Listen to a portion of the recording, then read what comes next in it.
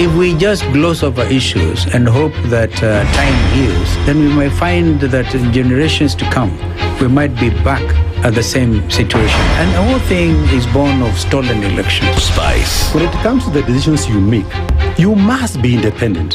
There's no way you can allow one institution to dictate to you how you're going to conduct your operations, how you're going to decide cases. It's a no. When you weaken the institution to the point where they cannot take action, then you realize that politicians have to come up and now start dealing with the issues. That conversation has to die. Our politicians do not like the hard stuff.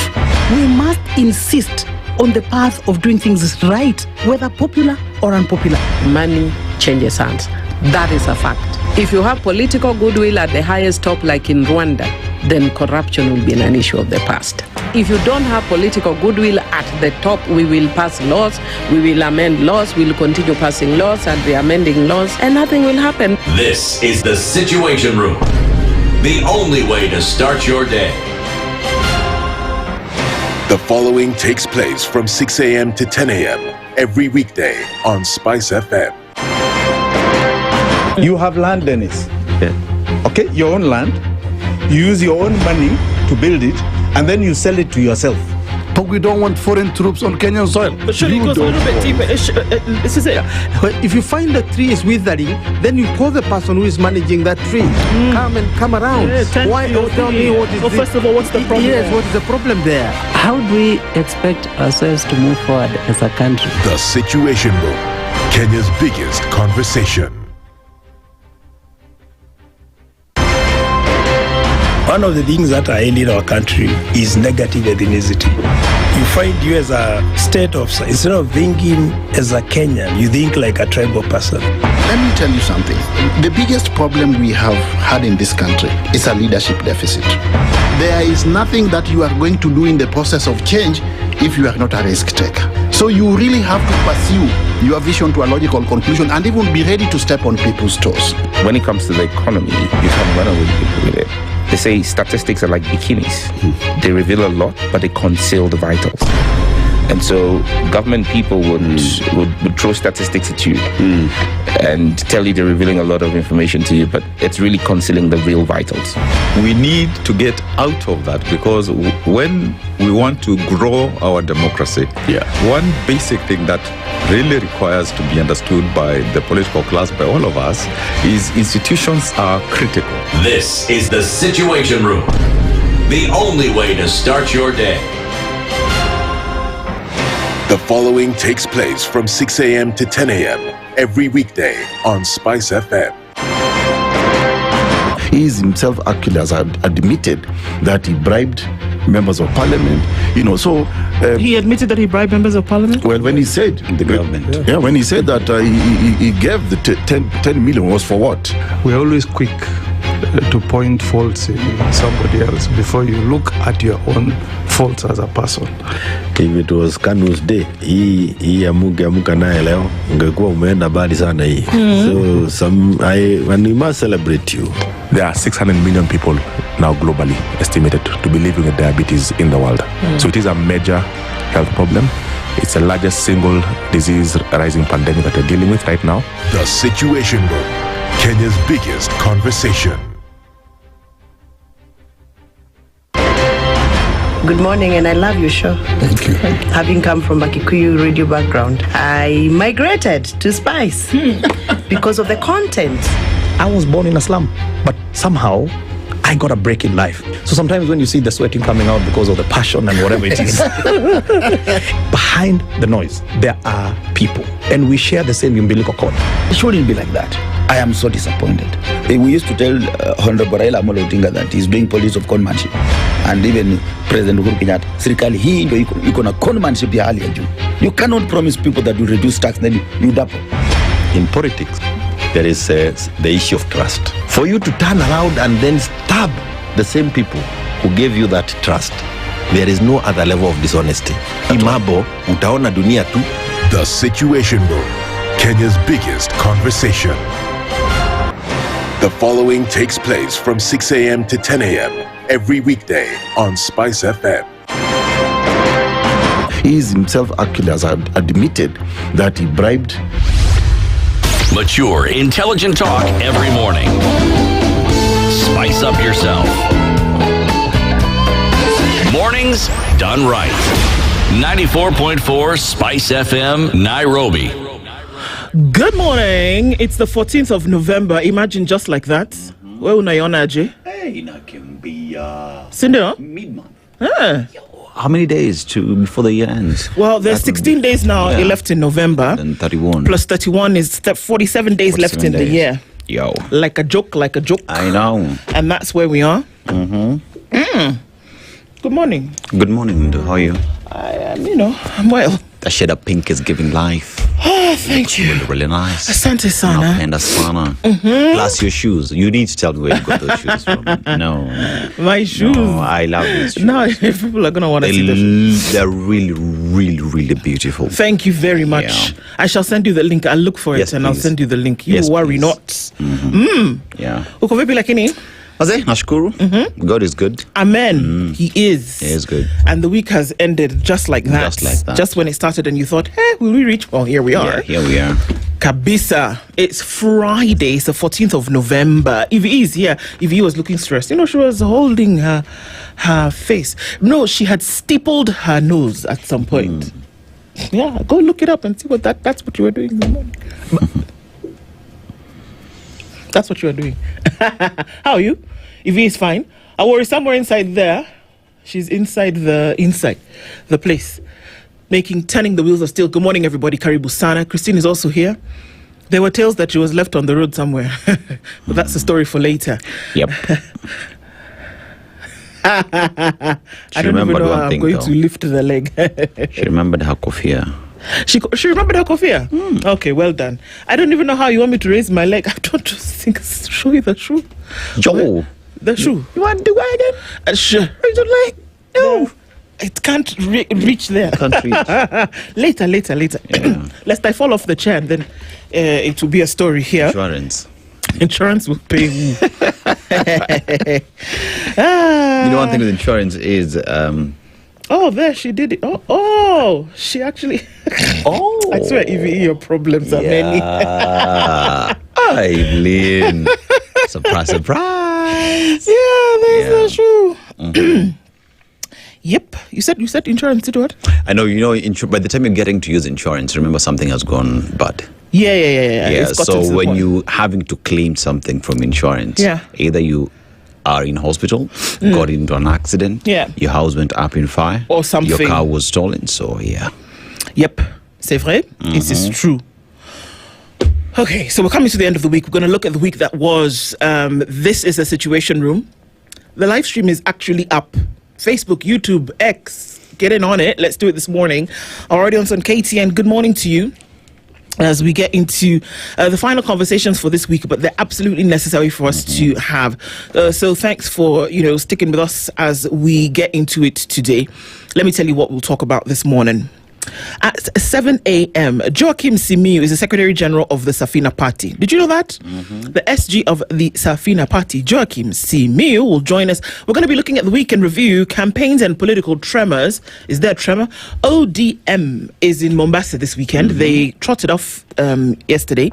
And then yesterday evening, they swore in Oburu Odinga as the now chair of party leader. The party leader, of ODM. No longer in acting capacity. That has been done. And, we saw everybody on the SGR going. Many have actually said he's doing an amazing job of so far. The party. So, let's see how the future looks like. Let's see. President Ruto is to be the chief guest at ODM's 20th anniversary. We will make sure that ODM remains strong. Then your party iko imara. We will make sure. And you're not even a member of the party, but I don't know how that works. But founder lucky. So they say he's a founder member.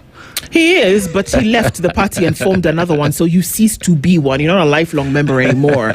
I don't know, but tells me that when you leave, you cease to be a member. How do you say it? You have your knickers in a twist. Your knickers in a twist. Yes, exactly. So the political innuendo all over the place. The president in Ukambani, is he courting Kalonzo? Kalonzo sent a deaf ear to that and said, you need to, if you're talking to me, just keep talking in the corner. I am doing what I need to do. We'll look at all those intrigues with Joachim Simiyu and also his party as well. Interestingly enough, what's going on there? We'll have that conversation at 7 o'clock. And then at 8 a.m., Professor George Wajakoya is the party leader of the Roots Party of Kenya. He's also a presidential candidate 2027. Did you? Yeah. Also, throwing his hat in the ring once again. We're going to be talking about Kenya's diplomatic tightrope. The man is a lawyer. He is also versed in the issues of foreign policy. We're going to be looking at navigating tensions in the region. He's also said that he's cared for, supporting many folks who were victims of the post-election violence and protests in Tanzania. We'll have that conversation with him at 8 a.m. All right. Load shedding, is it happening in Kenya? What does it actually mean? When the president talked about the provision of power and the need for there to be load shedding, essentially power rationing in different parts of the country, what exactly did he say? Is it the case? We'll look into that with engineer Isaac Ndereba, who is going to join us at 9 o'clock. He's the executive director of the Electricity Consumer Society of Kenya. We'll talk about these issues. What does it actually mean if we're talking about load shedding? What's the problem, if there is one, and how can we overcome them? That's what it looks like. We'll talk about politics and see the week that was at 7. We'll look into the region at 8, and then we'll light it up at 9. That's what we'll do this morning. Thank you for joining us in the Situation Room as we get into Friday. And our final proverb from Sierra Leone this week. A country full of what again? Diamond? Yes. Gold? Titanium? Fish? Yeah. Okay. And also a country whose history is based off returnees, one would say, slaves who are coming back to the continent from the UK. You look at the history, the Blood Diamond story, and but the country has actually put in place reforms that would streamline how they use their resources, in the mining sector, especially diamonds. But the problem that we get today is about a crocodile. When a crocodile smiles, it's not out of kindness. Yeah.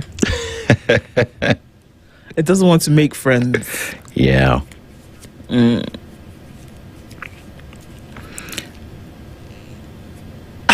All that glitters is not gold. I think so. Like when you see the crocodile, of course it's showing its teeth, but in this case it's not laughing. Yeah. The likelihood of it wanting to eat you is greater than the likelihood of it wanting to be your friend. So not everything that appears as though it were pleasant or that it was a good thing is that. So I guess it's a cautionary proverb, in my opinion, for us to be careful about the things that we see that would dress themselves up, but then maybe are not. For us to be careful is what it sounds like to me. Yeah. There's this other saying, you are a wolf in sheep's clothing. Yeah. It's all about being cautious of people's intentions. Not everybody who smiles means well. Exactly. So you just need to take an extra step and look at mostly history, where the person is coming from, how they carry themselves, and ask yourself, if this is this person's history, why are they smiling at me today? What do they want? So again, itawatengenezea barabara. I will make sure that you move from point A to point B. Question is, what have you done before for us to believe you? You just had to go there, didn't you? I just had to. Because, it is a story that keeps on repeating itself every other day, especially in the African continent. You look at what leaders say, but you look at their history, and there is nothing that convinces you that they will do what they are promising you, because they've said it before and nothing has happened.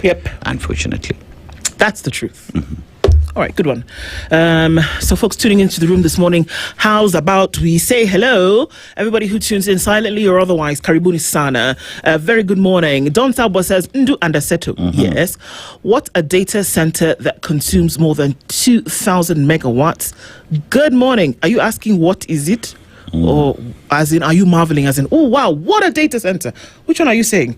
Punctuation matters. Put a question mark there so we know it's a question. But if it is a question, Isaac Ndereba will answer those questions with us at 9 o'clock. So good morning, Don. Pan-African Kenyan says, good morning from Nairobi. Good to have you in the room. The Kikombe says, fact. With 1 billion shillings, if you shop for 200,000 every month, you will keep shopping for 416 years. Focus, Kenya. The story with a happy ending will not write itself. Donge. Kapsa. When somebody says donge, you say, all right. Aye. Aye. Aye. I agree. Aye. Because if you say aye, it's in another language, means something else. Intonation is fun. Okay. Georgia Demo says, good morning, listening in from Rongo. Duke, good morning to you. Say, good morning, crew. Agutu Ogembo says, mark me present. You are marked. Brian Ruto says, good morning. Oh, sorry, Brian Rono says, good morning. Nifurahi de Kabisa. David Mangera tuned in this morning. Spice FM, thank God it's Friday. Glad to be here and thank you for being here. Kisa Daniel is listening in from Atiak in Uganda. And Eric Orr says, good morning, guys. Good morning to you.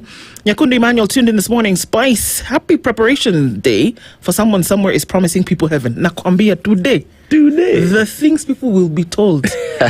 Ready your ears, people. It's kind of funny that I think even when you'll be listening to the promises, remember our proverb today. Exactly. Raimsulo Omar says, good morning from Preston. Justice for all killed in TZ. After seeing those photos, I cannot sleep. I'm on the same page as you, man. I'm seeing some of those photos and I'm just like, my goodness. These are human beings.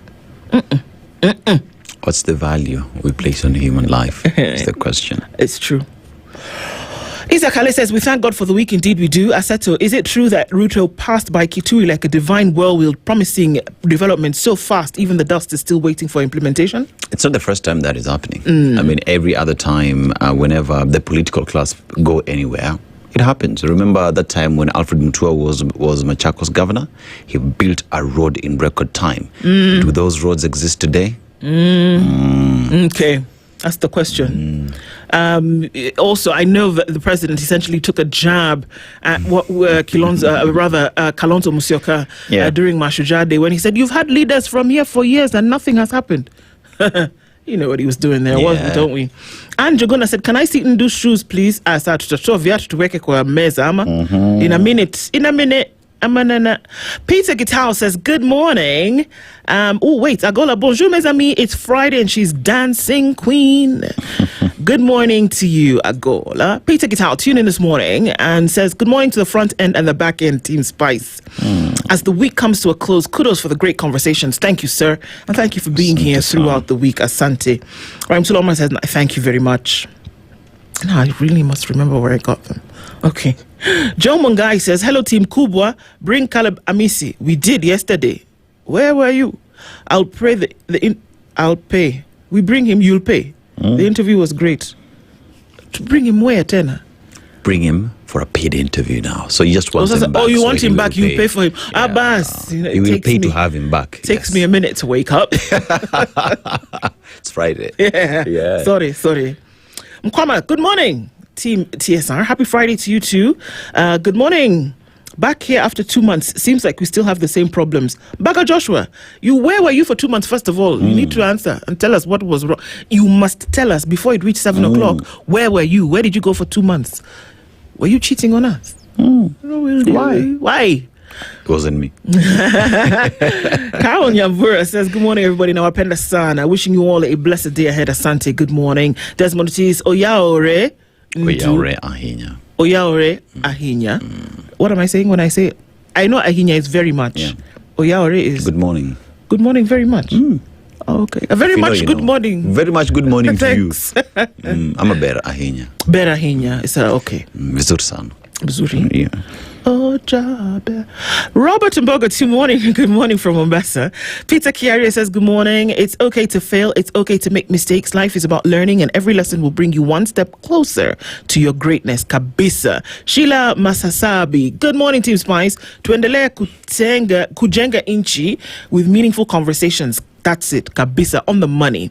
Hope we've all picked something to advocate for this week. My prince says, we have money for less important issues, but we do not have money for education and health. Unfortunately, Kenyans do not seem to interrogate this. Who is mad in this arrangement? I'm Jambo Nduguzangu. I have to ask the question seriously. Who is the crazy one? Seriously speaking. Somebody tells you they don't have money to send your children to school, but you see other things happening, and then they come and speak to you tomorrow, and then you listen. Who's mad? Me. Who's listening? Thank you. Yeah. It's true. It's very true. Bwangi Juma says, good morning, SpiceFM. Koje kabisa. TGF, for UDA promise how long they shall be waiting for you to start putting money in our pockets. It's a question. Pesa mfukoni, eh? Kabisa. Mfuko imetoboka, it's deep. Dan Denish Ohuma says, Kwani crocodiles has just very many negatives. Crocodile tears, crocodile teeth. Norma today, crocodile smile. Wololo. Yeah, I know. When you cry crocodile tears, they're fake. Did you know that a crocodile blinks upwards? Yeah. Yeah. I'm trying to do it. And then you see, even when a crocodile is dead, still the skin is tough and is used for shoes and belt. This crocodile, it seems like it was doomed. But that's a beautiful part, because then the price tag on those two. Premium. Kabisa. Dr. Van Vick is tuning in this morning from Tudor Mutflani. I'm Jambo Nyote. Good morning to you. Thank you so much. Warega. Good morning, good people. Live from Mombasa. Asante sana. Caleb Omenda. Good morning. I like it when we see different names every day. Rose Grace tuned in this morning from Menara. Good morning. Bernard Kineti. The Indian Ocean thing is just a diversion, Kenyans, from what's happened in Tanzania. You know, I thought about that and I said, this Indian Ocean has been there forever. Museveni has never gotten a bee in his bonnet over this Indian Ocean. You know, even Museveni has been there forever. So for good. So,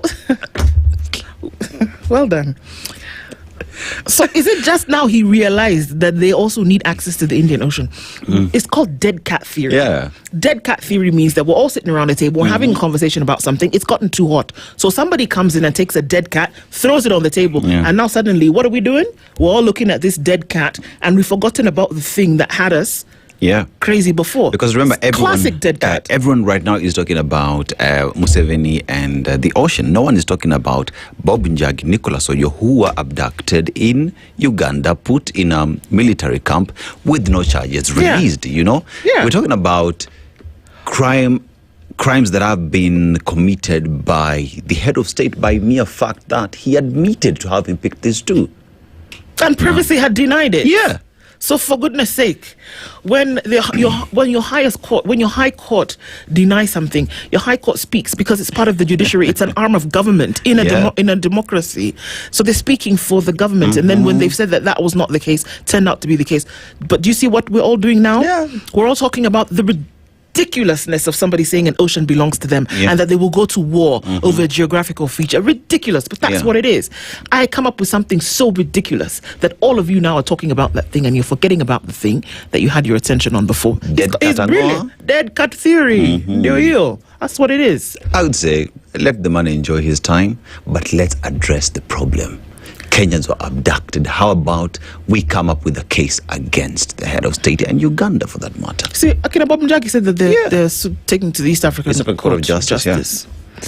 Baga Joshua says, well, 2 months ago, learning new skills different from time zone, away from Kenyan politics for 2 months is like brain detox. Now you're good to go. Bas, now you've understood. We've understood where you were, but we hope you're well and we're glad to have you back either way. Sheila believes that Aseto, we see what you did there with Museveni. Sarah Kilonsa's tune in this morning to Spice FM. Everybody, karibu sana. Thank you so much. Bernard Kiniti, your point, man. We've driven it home well. You've driven it home well. That's a good one for us to be able to look into. Sela, Cesar, thanks for folks who are tuning in. And even as you come in, continuing sending your greetings and warming up the room this morning, thank you for doing that. So the stream is also live on the KTN's pages as well. So, so if anyone wants to just hit us up to Okoh here. Kabisa.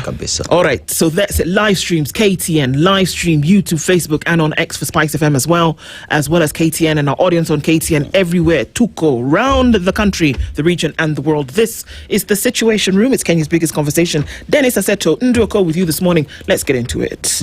All right. Christine, I see you. Okay. Let's look into the newspapers. The front page of Kenya's bold newspaper, The Standard. Truth to power. Boss, have you heard the bishops recently?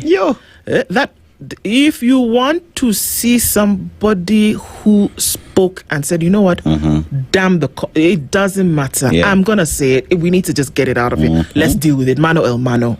Yeah. Truth to power, essentially, is what is being spoken, and the bishops came out yesterday as well. The clergy are on the warpath from Nairobi to Meru and now Kisumu. Church leaders have unleashed a searing rebuke of President William Ruto's administration, accusing it of presiding over a sick nation crippled by corruption, punitive laws, and collapsing systems. Leading the charge, Kisumu's Anglican Bishop Charles Ojingo tore into the regime's theatrics and hollow promises to Nyanza, warning deceit with greed are strangling the country's moral core. He accused President Ruto of hoodwinking the community with token appointments and likened local leaders to choirs cheering for positions instead of service. Did he say it as he said it? Yes, he did. Yesterday, Reverend Philip Anyolo of the Nairobi Catholic Diocese, despite frequent public outcry and our repeated calls in the past several years, we continue to witness that massive corruption in government goes unabated. We cannot condemn corruption publicly while tolerating it publicly. Integrity must be lived.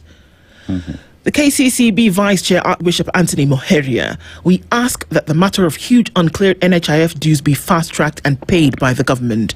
Many faith-based hospitals are on the brink of closing due to unpaid claims.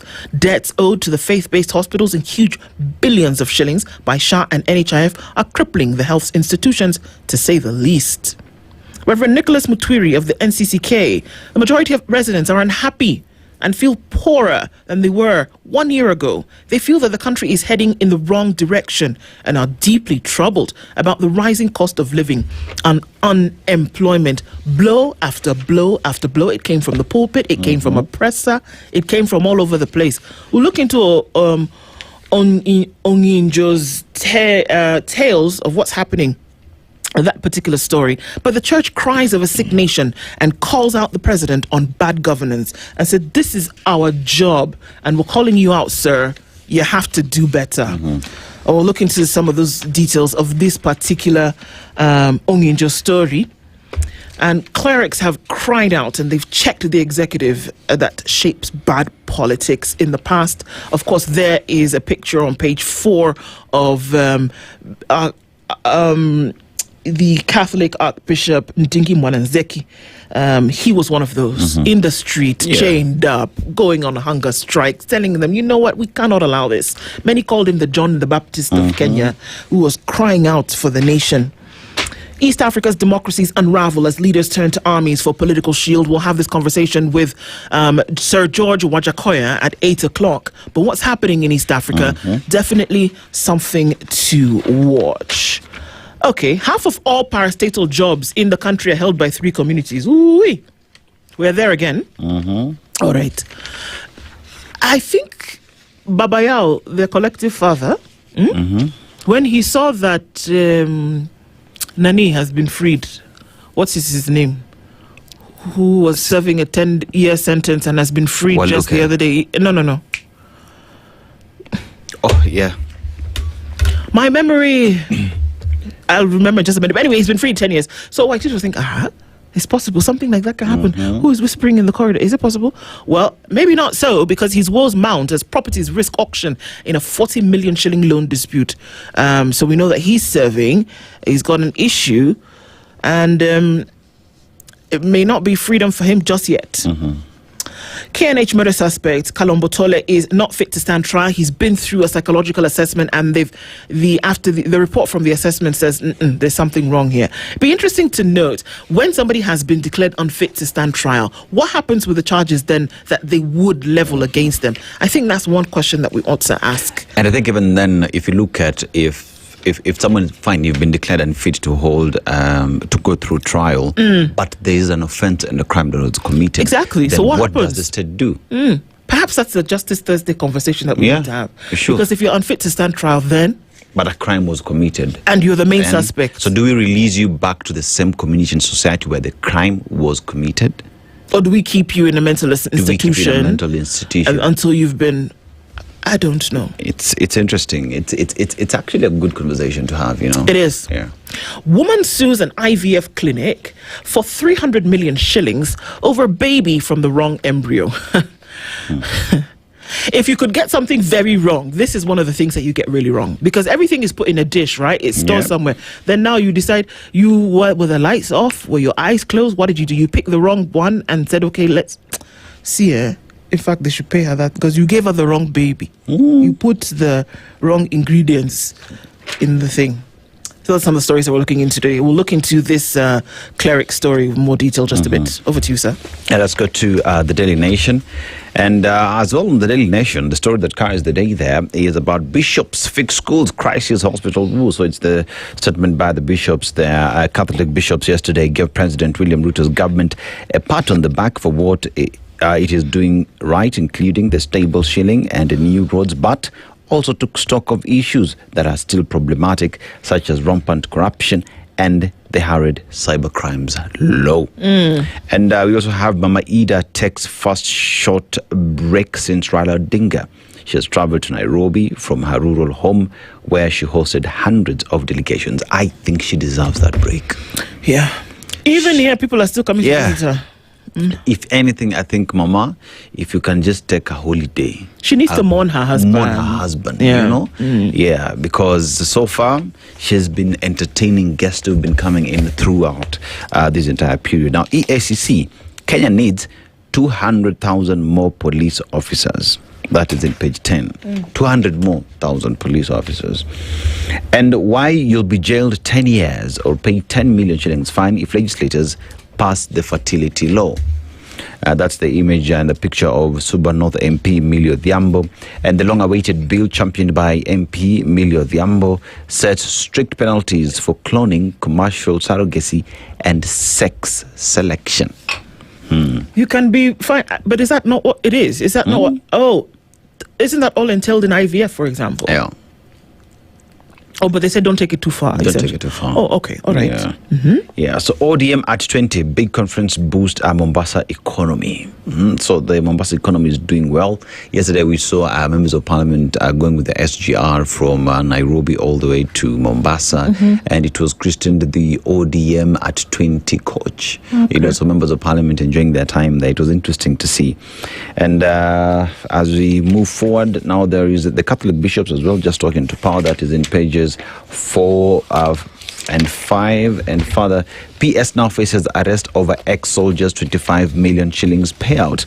Now, court bailiffs were tossed from one officer to another at the DOD headquarters. Defense Principal Secretary Patrick Mariru could be arrested after the High Court ordered the Inspector General of Police to execute a warrant of arrest and for contempt, citing obstruction by military officials in enforcing an order tied to 25.4 million shillings compensation to former soldiers. So the court gave an order, and as usual, court orders were not obeyed. So now there is contempt of court, and someone might just be going to jail because of disrespecting court orders.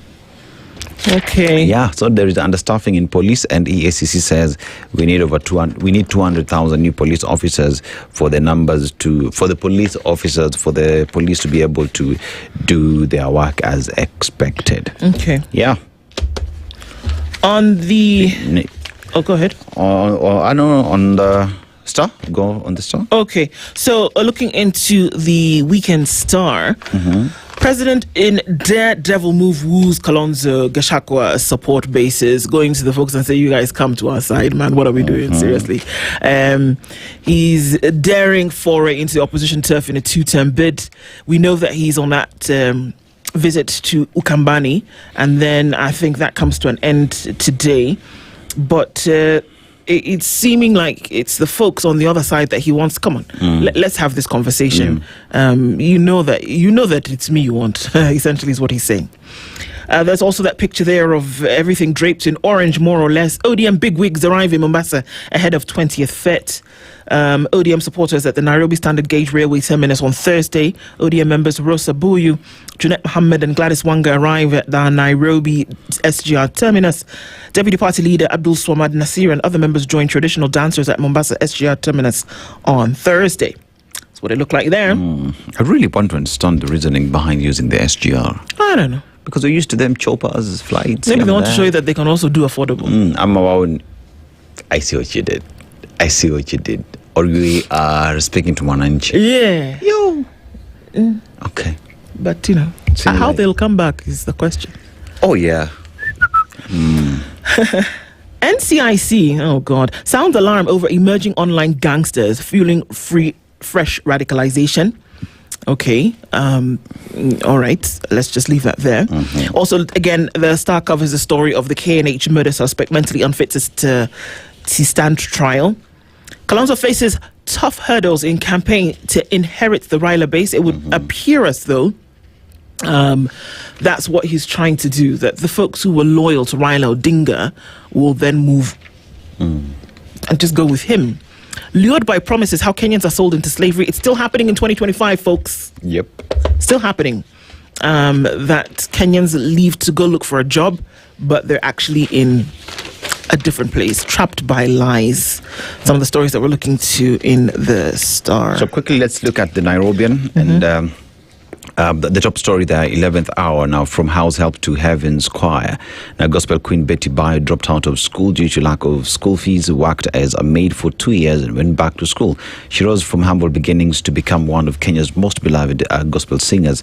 Behind her powerful songs and radiant smile, however, lay a life of heartbreak, resilience and faith. She passed on. Pole sana to the family. Matrimony meets monopoly inside Mungai's 640 million shillings war, and a prison break. Committee terror convicts escape. That is in page 14. I just don't get it. How did they escape from committee? It happens every day. Come on. Committee jailbreak. Wardens deny any role in 2021 escape of terror convicts. Of course not. Hawakuwa wanajua. Yeah, and the new president, how boxing saved Ruben Dolo from crime. So he was re-elected again as the chairperson of a certain body for boxing across the world. So, yeah. Okay. All right. Yeah. So which story are you looking at? Let me tell you the story about this Onginjo. Yes. And of course, we saw the clips. They've done their rounds. Everybody saying, this is the guy we've been waiting for. I know. So, he cuts the figure of a no-nonsense disciplinarian and a man of faith. But Maseno South Diocese Bishop Charles Onginjo is no ordinary cleric. Beneath the Bible, he often clutches to his chest, simmers a fiery passion for justice, a restless volcano against all he deems unjust. And he's unafraid to stir them, regardless of the consequences. Critics believe he is a polarizing figure, but a section of Kenyans believe he's amongst the few remaining voices of reason against the government's mischief and view him as a reincarnation of the late Bishop Henry Okoh, a key voice during the country's fight for multi-party democracy. Of course, there are books to be read about Okoh and what he did, and how he stood. For the better part of his career at the pulpit, he has been a straight talker and a firm believer that absolute power demoralizes many. For instance, when he was consecrated as bishop in 2018, he trained his religious guns on leaders he claimed were operating on a blank check, blocking all accountability and encouraging selfish pursuits. At the time, Onginjo attributed the lack of development across the country to the greed of leaders to remain in power and pursue self-serving interests. Now, his latest tirade was aimed at President William Ruto and his officials. At the weekend, Bishop Onginjo puzzled many when he claimed that Nyanza was getting a raw deal from this administration. Okay, that's where he started. To Kisumu residents and to his congregants, the hard-hitting summons was not a surprise. He's been a big critic of the government's successes. Bishop Onginjo, who was giving a sermon during the Requiem Mass of the late Hannington Raburu Juma at St. Stephen's Anglican in Milimani, Kisumu, noted that the community has little to show since its inclusion in government. Not that he was asking for it, but the reason why people have been told it's because of this inclusion. And he said, if that's the reason, then here we are joking. He criticized those from Nyanza who are supporting the government and claimed that they turned into praise and worship leaders and are celebrating positions instead of working for the people. And I quote, "We have only two and we cannot sleep because there's too much noise since we are in the government. What are we delivering now that you are there? You have become a choir and a chorus." He further accused President William Ruto of hoodwinking the community. And he said, I quote again, "This is not the first time the Nyanza people have occupied positions in cabinet. During the years of the late Alo Aringo and Odongo Omamo and those who are occupying those positions. We have had over 6 cabinet positions, but today we hear about this cabinet issue every other day, that now Luos are in government and that is helping them, yet our people are not benefiting from these positions. He criticized President Ruto's move to treat the late former Prime Minister Raila Odinga to a state funeral, claiming that this should not make the community forget the ills his government had done them. When you die and you're given a state funeral, everyone follows you because you have given a state funeral. You are not wise, our people, he warned. He recalled the Nyanza community had been told the president himself rigged himself in power with the same leaders who are now supporting him. Caleb Amisi said something to that effect yesterday as well. In the region, among those working in Ruto's cabinet are John Mbadi and Opiyo Wandayi. He accused President William Ruto of his government of killing more Kenyans than previous governments. If people are not dying of stress, people are being abducted and cannot be found, high cost of living, our people have been hoodwinked, and they are now singing songs we don't even understand. Now, of course, his comments attracted an avalanche of responses. Many agreed, some did not. Others claimed that he had done the right thing by speaking up against the government's hoodwinking initiatives. Others claimed he was stirring divisions and pushing an agenda against the government. Well, if this is the way he has always been speaking, then it doesn't come as a surprise. Yeah. And the things that have come out of his mouth, should one take heed? I mean, when you hear the bishop speak, one asks the question, is there truth in what he's saying? Does it resonate with the Monanchi? Because fine, we've had other cabinet secretaries from the Luo community be in government, but have the people of the region benefited from that? But then again, you also look at these cabinet positions, and these are not positions for the community. These are positions that are meant to serve the people of Kenya. As opposed to now we are in cabinet, we are in government that we will benefit. That position is meant for someone in Turkana. You know, everyone has a stake in that position. So question is, would someone from, say, Mount Kenya today feels as if because they do not have this cabinet position, they feel that they've been denied something, what does that speak of those leaders from the region in other regions who feel that they've been disenfranchised? When will we ever sit and just say, the fact that you are in government, your job is to serve the people of Kenya, that the government should be able to bring services, to bring development to you, whether you are in government or not? That is the conversation. But Dennis, that we have to say it, that we have to speak the words, for me is the worrying thing. That we still have to say that leaders must be reminded that they're actually there to serve the people of Kenya and not their own selfish purposes or for personal expediency. That we have to voice those words, for me is the more worrying thing. Because if 60 odd years into independence and you're trying to fight to maintain that independence day after day, because you know what? Economic development, structural development, infrastructure development, social justice development, all of that actually secures and safeguards your independence. Because if you have to keep holding your hand out begging, if you have to beg people to help you educate your children, you have to beg people to treat your sick, how independent do you really think you are? Economic development secures and safeguards independence. Structural development secures and safeguards independence. That you can actually speak for yourself. It means that when you don't have to beg for help, that secures your independence. But then we have to remind people that when you get into a position, whether it be a member of parliament, cabinet secretary, whatever it is, that you are an agent of securing that independence. It's not for you, it's for the country. That we have to voice that's what we hope people will do. That is very worrying for me. There is that conversation we had here with Mungai, and Mungai asked a very simple question. Do we know the role of a member of parliament, role of a CS, role of a senator? Do these individuals who've been given these jobs understand their roles? Do they really understand that they are there to serve the people of Kenya and to secure this independence we're talking about? Or are they there, as described by the bishop, to sing and be part of the choir?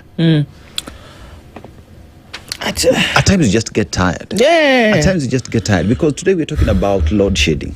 Fine, load shedding. Who's the cabinet secretary for energy? Comes from the Luo Nyanza region. So if we are, the country is going to experience load shedding because it will not choose whether the cabinet secretary comes from your region or not. You will still go without power. So if the cabinet secretary from the region is the one in charge of power and the country, the person from that region, neighbors with him, experiences load shedding, do you call him out?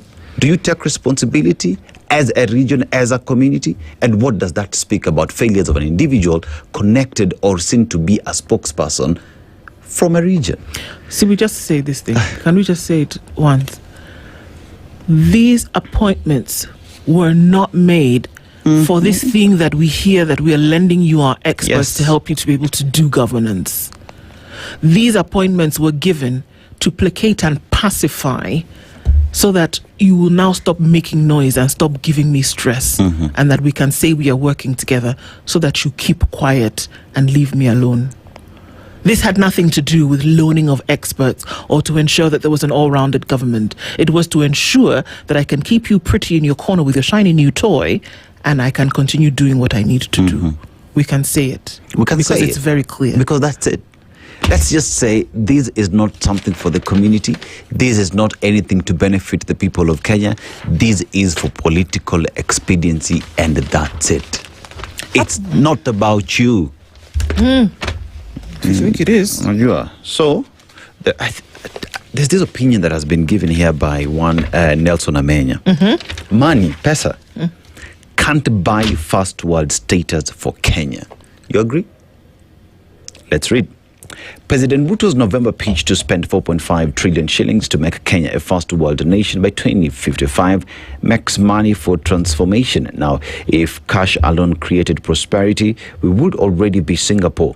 Over the past decade, our public debt jumped from roughly 41% of the GDP in 2014 to a projected 78% in 2024. In shilling terms, it rose from about 6.7 trillion shillings in June 2020 to roughly 10.6 trillion by July 2024.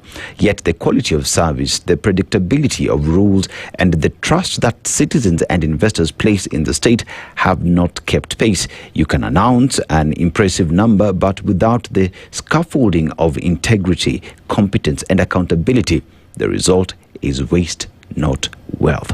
We have seen this movie before. In the 1980s and 1990s, African governments queued at the Bretton Woods window and swallowed structural adjustments. The script was familiar: privatize the parastatals, cut spending, liberalize the market. Politicians resisted until they learned a new trick. The cell itself could be used for patronage, much as state-run parastatals were run. Now, as sets shifted to friends and financiers at throwaway prices, deals were concluded in secrecy, and when the dust settled, citizens were left with neither efficient services nor strong institutions. Even the lenders eventually concluded the obvious: economic reform without better governance is angoa, dead. Nothing. I actually don't think that you need added resources to implement some of these projects, because you've budgeted for them. Even with your additional budgeted corruption, you've budgeted for them. I don't think it's a matter, we say, oh yeah, well, you know, we need to get the road network. No, the money is just here. Did we not sit here one morning and we found 300 B? Yeah, in a an certain hour. corner. We found some 300 billion here. Yeah. You can actually do it if you decide you're going to just actually address the issue, and that you will put the funds against the function. Yes. That you will just make sure it is done, that people will do their job, that people see this thing and they say, okay, not what can I get, but can I do the thing? Yes. Get it done. I keep using Enterprise Road as an example that hits us in the face every day. There's a guy who told us that he was born, grew up, went to university. Enterprise Road has been like this. Enterprise Road is not finished, you guys. Yeah, it's not finished. Enterprise Road is not completed. Money has been paid out. Contractors have been there. They've left those big things in the middle of the road. And you want to tell me that it's a money issue? How much money has been poured on that road, as an example? How many more do we see? There have been roads that have been unfinished for 15 years. Money has been given. Where does it go? You know, when you just talk about Enterprise Road from the 80s, right? How much are we spending in the 80s per kilometer to construct a road? Let's start from there. Over the years, because of inflation, that road has moved from, say, 1 million shillings a kilometer to today we're talking about 15, 20 million shillings a kilometer. But remember, this money has been released to go fix that road over the years. And every other government, every other budget cycle, money has been set aside to finish what? Enterprise Road. But leave that alone. So let's look at how we want to get to first world country. You look at China, 20-something years, and what they have done, they have stuck to a plan. Every other leader has said, this is our plan as a country, this is our vision. What I will do, I will pick a set of issues that I want to deal within these 5 years, and these are my priorities. Do your bit, move. Come up with another set of plans in the next 5 years. Do your bit and move. Just do your job. There is successive governments that pick up on where whatever was left, it's finished. What are we doing today?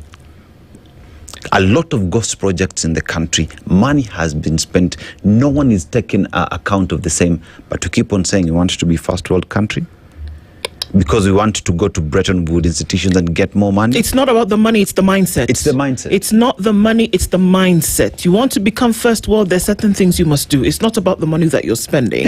It's about the mindset. It's a mismanagement. It's the misappropriation. It's the pure thievery that continues to go on of this same thing that you're looking for day after day. We just need to set our agenda, right? That's for sure. That there's no first world you're going to. There's no first world. There's a train to go there, sorry. But we keep missing the train every stop. First world is not in speech. First world is in doing. And in doing, there are things you must fix. What must we fix? Our biggest problem, every other speaker who comes on this show says, is corruption. We fix our corruption and spend our funds where they ought to be. Education, healthcare, service delivery. And we are headed towards first world. But come on, the story. On top of vehicles, every other day. Hekaya za Bunwasi. Hiyo hata nilikuwa nataka kusema hivyo pia. Well, as we take on the seconds towards 7 a.m., it's just the story of the church now decries the nation is sick and calls out the president on bad governance. Says, you know what?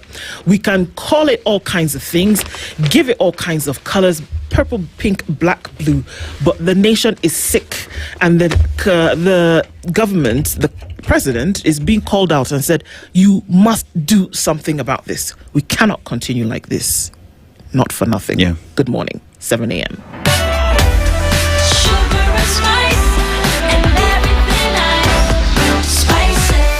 Spice up your life. It is now 7 a.m. with ICEA Lion. Protect your today, securing your tomorrow. The latest news from around the world. 94.4 Spice FM.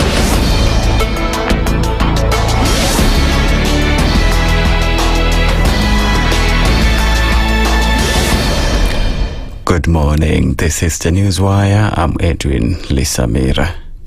Nearly 40 people who were killed in the Elgeyo Marakwet mudslides disaster 2 weeks ago will be buried in 3 separate ceremonies starting today. As the funeral plans kicked off on Thursday, 39 people had been confirmed dead and 9 others were still missing. It also emerged that 400 families across the county's landslide-prone valley were affected. According to figures shared by the county government, 20 people died in Chesongoch and Mukutwo. 5 others died in Embolot, Sambirir and Kibendo. Search and rescue teams said there are hopes of retrieving more bodies from the mud and rocks that buried homes, livestock, farmlands, businesses and critical installations. President William Ruto has dared the united opposition to announce their plans for the country's development, reiterating that they've nothing to offer besides their one-term agenda. Speaking in an interview with radio and TV stations from Ukambani as part of his ongoing development tour to the region, Ruto claimed that unlike the opposition, who promised to field a joint candidate, he's not afraid to be held to account. Mimi nilisimama na nikawaambia Wakenya nitafanya hii, nitafanya hii, nitafanya hii, nitafanya hii. So wananiuliza, wewe bwana, ulisema utafanya hii, ulisema utafanya hii. Ndio unaona hata watu wa upinzani, watu wanajaribu kupingana na mimi, they cannot put together a plan. Unaona watu wanazunguka one term, kasongo. Hawezi kukuambia anything useful because they don't want to be held to account. I am ready to be held to account. The president went on to say that he has a vision for the country. I am open to Kenyans criticizing me, telling me you have not kept your promise here, you have not kept your promise here. That is fine, But there are people who do not have a plan. They don't have a plan. They don't have a vision for the country. They just talk, and they think just by talking, insult this guy, insult that guy, shout here, shout there, and then you think we are going to move the country forward. The biggest problem we have in Kenya is not money. It is leadership. Period. ODM National Executive Council has approved Senator Oburu Oginga as the new party leader. Oburu was appointed last evening as party members gathered in Mombasa for their 20th anniversary celebrations. And now put the question that as many as are of the opinion of adoption of Dr. Oburu Oginga as party leader of the ODM party, say aye. As many as are of a contrary opinion, say nay. The ayes have it. Makofi kwa Senator Dr. Oburu Oginga, the new party leader of the Orange Democratic Movement Party. Congratulations, our party leader. At the same time, Homa Bay Governor Gladys Wanga retained her position as ODM National Chairperson. Mombasa Governor Abdul Swamad Nasir, his Kisii counterpart Simba Arati, and Vihiga Senator Geoffrey Ososi also retained their positions as ODM deputy leaders. Treasury CS John Badi has reiterated that the government will not relent on its directive on the mandatory use of electronic government procurement system even as it faces persistent opposition. He was speaking when he appeared before the National Assembly Committee on Delegated Legislation on Thursday. It emerged that the system has continued to face resistance since its rollout in July, with only 21 contracts processed through it so far. Badi called for concerted efforts to onboard government entities which still prefer manual systems, which he warned are prone to manipulations, leading to loss of billions of taxpayers' shillings.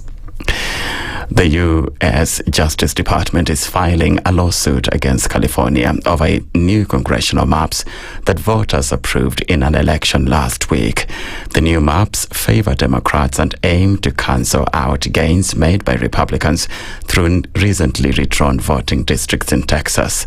Attorney General Pam Bondi accused California Governor Gavin Newsom of a brazen power grab using racially gerrymandered maps. California voters overwhelmingly approved the redistricting bill known as Proposition 50, giving Democrats an advantage in 5 new congressional districts. That's the Newswire. I'm Edwin Lisamira.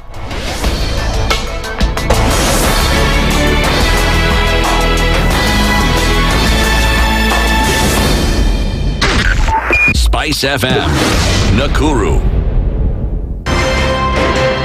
One of the things that are ailing our country is negative ethnicity. You find you as a state officer, instead of thinking as a Kenyan, you think like a tribal person. Let me tell you something. The biggest problem we have had in this country is a leadership deficit. There is nothing that you are going to do in the process of change if you are not a risk taker. So you really have to pursue your vision to a logical conclusion and even be ready to step on people's toes. When it comes to the economy, you can run away with it. They say statistics are like bikinis. They reveal a lot, but they conceal the vitals. And so government people would throw statistics at you and tell you they're revealing a lot of information to you, but it's really concealing the real vitals. We need to get out of that, because when we want to grow our democracy, one basic thing that really requires to be understood by the political class, by all of us, is institutions are critical.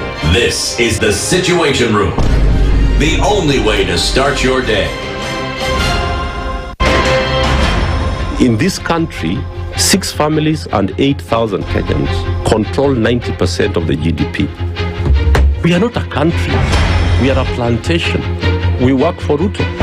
When you're telling the judges court orders are papers or they will not obey court orders, they're sitting and you're seeking orders from them. So how are they supposed to interpret it? Isn't it an oxymoron? When you see a judiciary that seems to be under some control somewhere, you start questioning. We have very powerful governors, but they don't use their offices to serve the people. If you are not shameful to do what you are doing, why should we protect you? I'm human. Everybody's human. So when you're told, kuja tuongee, I mean, you'd be a fool to say, stagi kuongea today. Conversations have to be had, you know? People in leadership should only go into leadership if they are ready and willing to change the lot of the people. The Situation Room, Kenya's biggest conversation. Mature, intelligent talk every morning. Spice up yourself.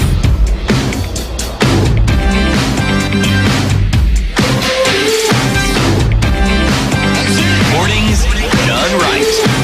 94.4 Spice FM, Nairobi. It is 8 minutes after 7 o'clock. This is the Situation Room on this Friday, the 14th of November. And we're getting into it today. But all week you've been telling us to make sure that we get our plans right, sir. Yeah. You know, every other time on the Situation Room we talk about the future, right? And when we talk about the future, then comes the next question. So what? What do I have to do? And the question is, what's your plan?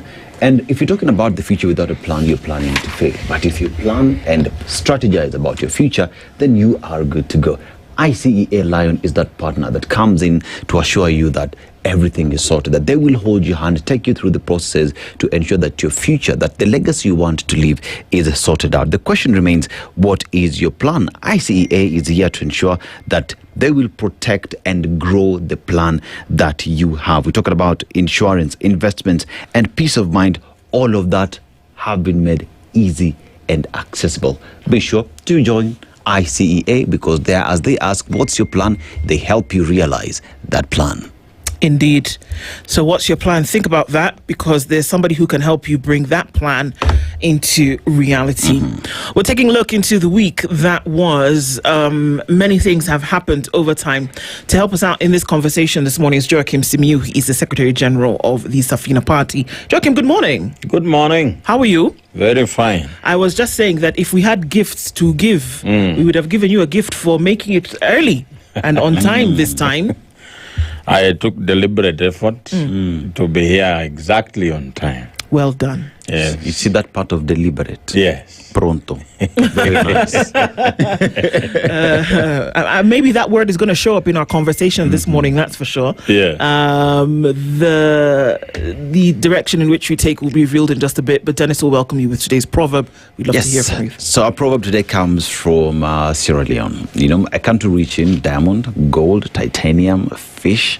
Economy continues to be pushed. They've put in place measures and reforms, especially in the mining sector, because remember, it's a country as well that comes from a very dark part when it comes to the blood diamonds of Sierra Leone. So reforms to change all that. But we also have a proverb now. You love the water?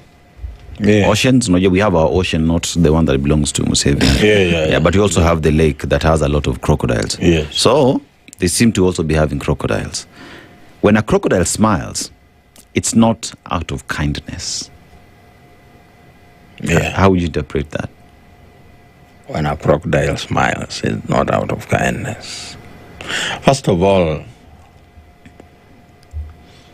a crocodile never smiles. Okay. So this proverb means you do not expect kindness from people who have no history of it.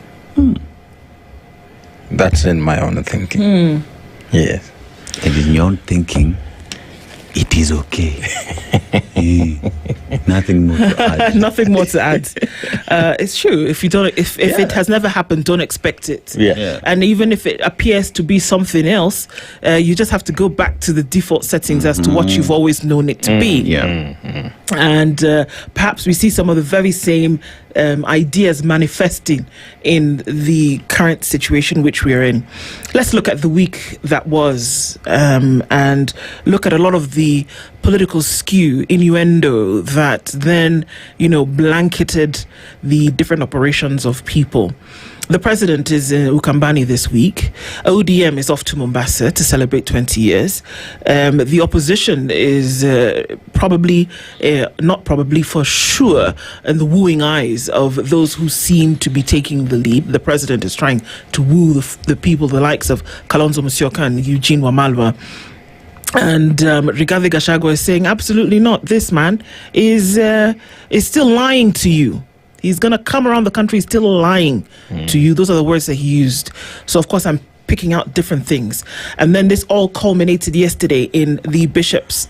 We started with a sermon on Sunday whereby the bishop in the Kisumu at the pulpit said what people would say was scathing, but it's no different. This crocodile, in this case, never smiled. This has been the position that he's always taken. And he did it again on the pulpit on Sunday. And then we came to Thursday where the bishops came together and told the president, no. We've said it before, but the nation is sick, literally and otherwise. Something must be done. Where are we? I think the action of the bishops is a welcome action. It's an action that is very necessary in reminding us of where we are, where we are supposed to be. Since time immemorial, the church has played a role of bringing us back on course whenever we feel like we are deviating from the normal set patterns. And the statements made by the bishops are very, according to me, very accurate. They are raising issues that, despite the outcry from the public, the things they are raising remain the same. We condemn corruption in public, but still tolerate it. So how else do we change things? Do we keep singing the same song? What do we do to make sure that tomorrow we address something else? We are done with corruption and we are dealing with a different problem. And looking at the history of our country, there was a time for 3 months, I think, after Kibaki came into power, corruption took a backseat. But just like a pathogen suppressed by painkillers, it re-emerged. The people in Kibaki's government did not take the advantage that we even witnessed public arrests. The traffic police could not take a bribe in public. But where did this confidence come back from? We are a country that is going round in circles. I don't know if we only talk about problems for the sake of it. We do not have an intent of solving the problems. Because in my own view, I think that the problems we keep talking about as a country are a lucrative business to the people that we have given the mandate of dealing with these problems. If you are a beneficiary of corruption, let me say you have this job based on corruption. When I say I'm fighting corruption, I'm threatening your job. So, and when it comes that the job you have of fighting corruption, you got it through corruption, then you cannot fight your employer. So some of the times we expect things that cannot happen from areas that they have never come from. Just like we've said, when a crocodile smiles, it is not out of kindness. You are expecting something that cannot come from where you are expecting it from. People who have flourished in life out of inefficiency cannot come up with programs that fight inefficiency. So what you're saying is that if we're looking towards any kind of progressive governance and or leadership, whether it is in Kenya, whether it is in other countries, but if we're taking the Kenya example, right, because this is where we are right now, and this is where the calls have been from, that you can't expect folks who were involved in the mess to clean up the mess. Yes, precisely. You know, the things that are happening in this country, personally, they don't surprise me, because the people doing them are the people that have been in the media, in the public domain, doing these things from time immemorial. When I hear that some money have been lost from government agencies, I look at who is in charge. Then I look at where are they coming from. It doesn't surprise me. Sometimes as Kenyans, we also are very funny, a lot of people, because we entrust people we know are not to be trusted. For example, you vote for a person you know has a history of thievery, and then again you get surprised when that person starts stealing. You see, it's like seeing a pastor with a Bible. You should not be surprised, because that's what they do. So when you see a thief stealing, why do you get surprised? Some of the people in this government that I'm seeing are only being themselves. When corruption happens on their watch, that's who they are. Nevertheless, we put them there. So before we even point fingers, what's our role as a people? What do we do to make sure that we do not cry of the same problems tomorrow? And Simiyu, that is a very important place to start from, because you look at the leadership that we have. We keep talking about, complaining about corruption. We keep complaining about service delivery is not getting to us. But then again, remember, it is us Kenyans who woke up early in the morning, queued, and voted the same people in office.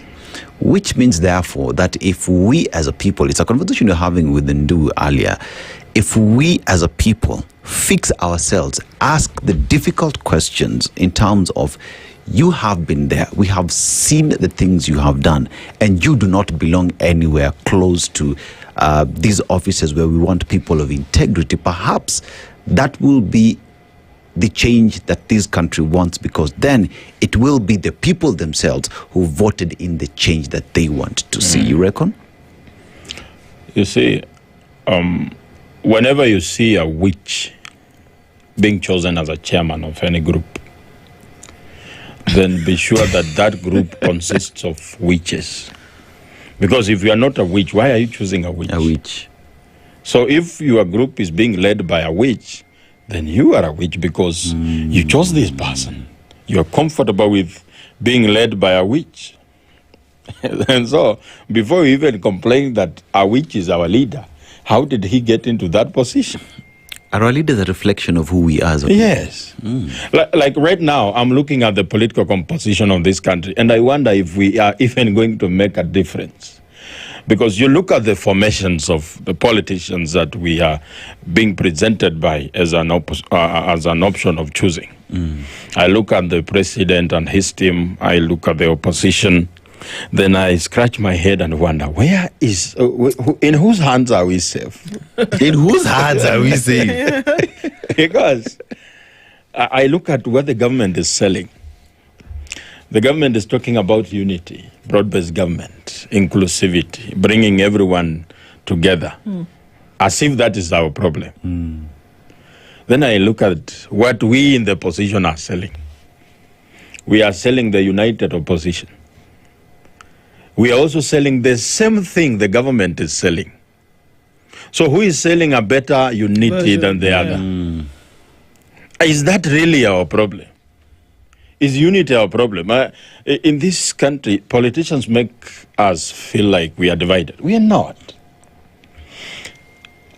Our problems are far away from unity. And if we are being divided, what is it that is dividing us? When I look at ODM celebrating 20 years, I ask myself, what are we really celebrating? What have we achieved so far? Are we in a place where we say that yesterday we were at a bad place and today we are better off? When I see the president moving around, campaigning as if the election is tomorrow, then I ask myself, at what time will we ever achieve the Kenyan dream? And I look at the president, and some people are saying, we are being divided along two lines, that you are either one term or two term. But I tend to think about it. If it's one term, then how are we going to live after achieving the dream of one term?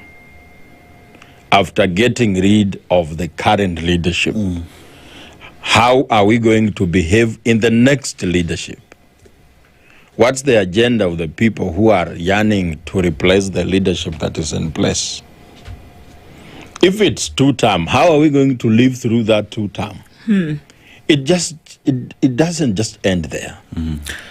So there is a need for real, deliberate, there's that word, interrogation of why Kenyans are making the decisions that they're making. Yes. Simiu, do you think that these things pass through the minds of Kenyans where they're sitting and thinking, okay, who will I choose to lead me today and why am I choosing this person? And I mean, since yesterday, we've just been seeing quite a number of comments. People talk about who they voted because he's handsome. People talk about who they voted because some ridiculousness about how he has nice eyelashes. Somebody was voted because he cried in church. Somebody was voted because his father had passed on. I mean, and we are talking about a nation that needs to develop progressively. We keep talking about first world, but then we are going to vote in a person because of the length of his eyelashes. It sounds ridiculous, but it is. We're going to vote in a person because they came and gave you 200 shillings, because this is the reality of the day, that you will sell the birthright of your vote because of somebody's fleeting beauty or lack thereof. That's what we've reduced it to. If you've ever been conned, you can relate with the situation Kenyans are in right now. A successful conman is a person who does everything in their power to make sure that you do not think at that time that he wants to con you. You are only allowed to think when the conning is already done. And right now, Kenyans are being kept very busy. Depending from where you come from, there is that constant statement, constant lie that is being told to you repeatedly. If you come from Nyanza, you are being told it's our time to be in government. That those people, those other ones have been in government for so long, it is now our time and we must do everything in our power to make sure that they don't come in government. When you ask why, you say, now our sons and daughters have been given positions. And that's what the bishop was saying. We only have 2 CSs from this region. How do we feel? How do we feel more in government than other people? But you need to think yourself as an ordinary Kenyan. What is in need for you? I think we should be as selfish as the politicians that are leading us. As this cabinet minister, for instance, let me say, John Bad is coming and telling you we should be in broad-based. Interrogate that statement. What's in need for him to be in broad-based? He is in there because he's a minister entitled to some benefits. What about you as an ordinary Kenyan? What are the public social programs pushed by this government that are beneficial to you? If there is nothing for you there, it doesn't matter what you're being told. You have the right to choose someone else. Simiu, we're talking about Kenyans taking matters into their own hands, interrogating statements and decisions that have been made. But then again, there is the aspect of, are Kenyans angry so much that they want this change? Are Kenyans hungry for this change? Wakona njana, wakona hasira, And are we looking at a point where come 2027, Kenyans will vote for the change they want to see? Or Kenyans will just repeat the same mistake that has been done over and over again, vote for the same problems, come lament later? And if that's the situation that you're looking at, how do we deal with that today to avoid us finding ourselves where we are? I see, the anger for change is there, but there are some deliberate actions to suppress it.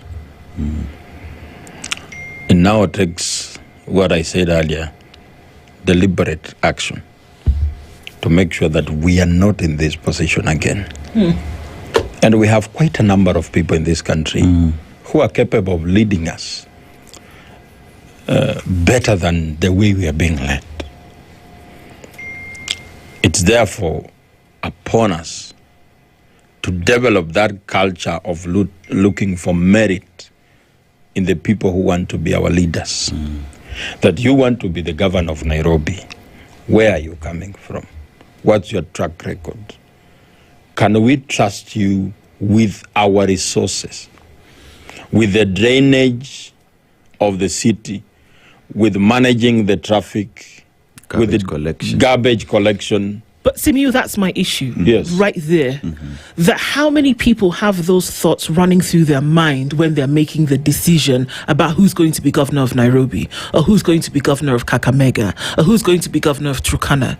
How many people at that point are thinking, all right, let me do a snapshot of the issues that this individual is actually going to cover, and I'm going to make a decision based on that. Not how charming they were when I had an opportunity to hear them atop a vehicle. Not how charming they were when they said the flurry of things that they did. That when they sit in the interview room of your mind, is this person the one who will actually set these things right? How many Kenyans are actually having that deliberate conversation with themselves? Even now, in the run-up, people have been promised things. We did yesterday, Bungoma was promised, I don't know what, people of Bungoma cheered, yay, Madaraka Day came and went. The next year it was in Kericho, same promises were made, they cheered, yay, and they went. Now they went to Kwale, trees resurrected in Kwale in less than a month because the president was going to celebrate a national day. So we can do these things, but we somehow, I don't know if we have a lobotomy, our brains are temporarily removed, then later on they're reinserted. Because today I'm going to be, I really say I speak for, I care about the people. But today I'm thinking it's the people then we've been letting ourselves down. Yes. We've been letting ourselves down. Because like you said, a hyena is going to do what a hyena is going to do. You put a hyena in a hen house, it's going to eat the chicken. Come on. So you decide, am I going to let this hyena in the hen house, or am I going to keep it out there? So how do we get to the point? How do people get to the point whereby they say, okay, I don't expect this hyena to just lick the chicken and sit down and not eat it. It's going to happen. How are we making those decisions? Because I keep saying, if somebody tells you something more than once, you need to believe them. Believe them. You see, these people are very clever. They can look clueless on governance and everything, but in terms of managing psychology of the people, they are very good at it. On the beginning of the administration, life is very hard. Empty coffers. Empty coffers. Everything is very hard. But in the run-up to the election, you realize bei ya unga imeshuka. Things are now working. The president is not as combative as he used to be. They use a language that is flowery to you. Then you can, you see, when you are talking to a hungry person, they make sure that you are in a position not to think about anything else, but to quell your hunger. So that at that time he's talking to you, the only thing ticking in your head is, how do I survive through the hour? And they keep you there. You see, when you are well fed and you are not thinking about anything else, you think about where is this person coming from. But if you're hungry and you know that this person is bringing 200 shillings, it's the 200 you're looking at. And you're not thinking about what will be the effect when I give this person a chance for the next 5 years. So they put you in a this theory has been talked about for long. Students of political science have experienced it. That you can take a chicken, pluck all its feathers.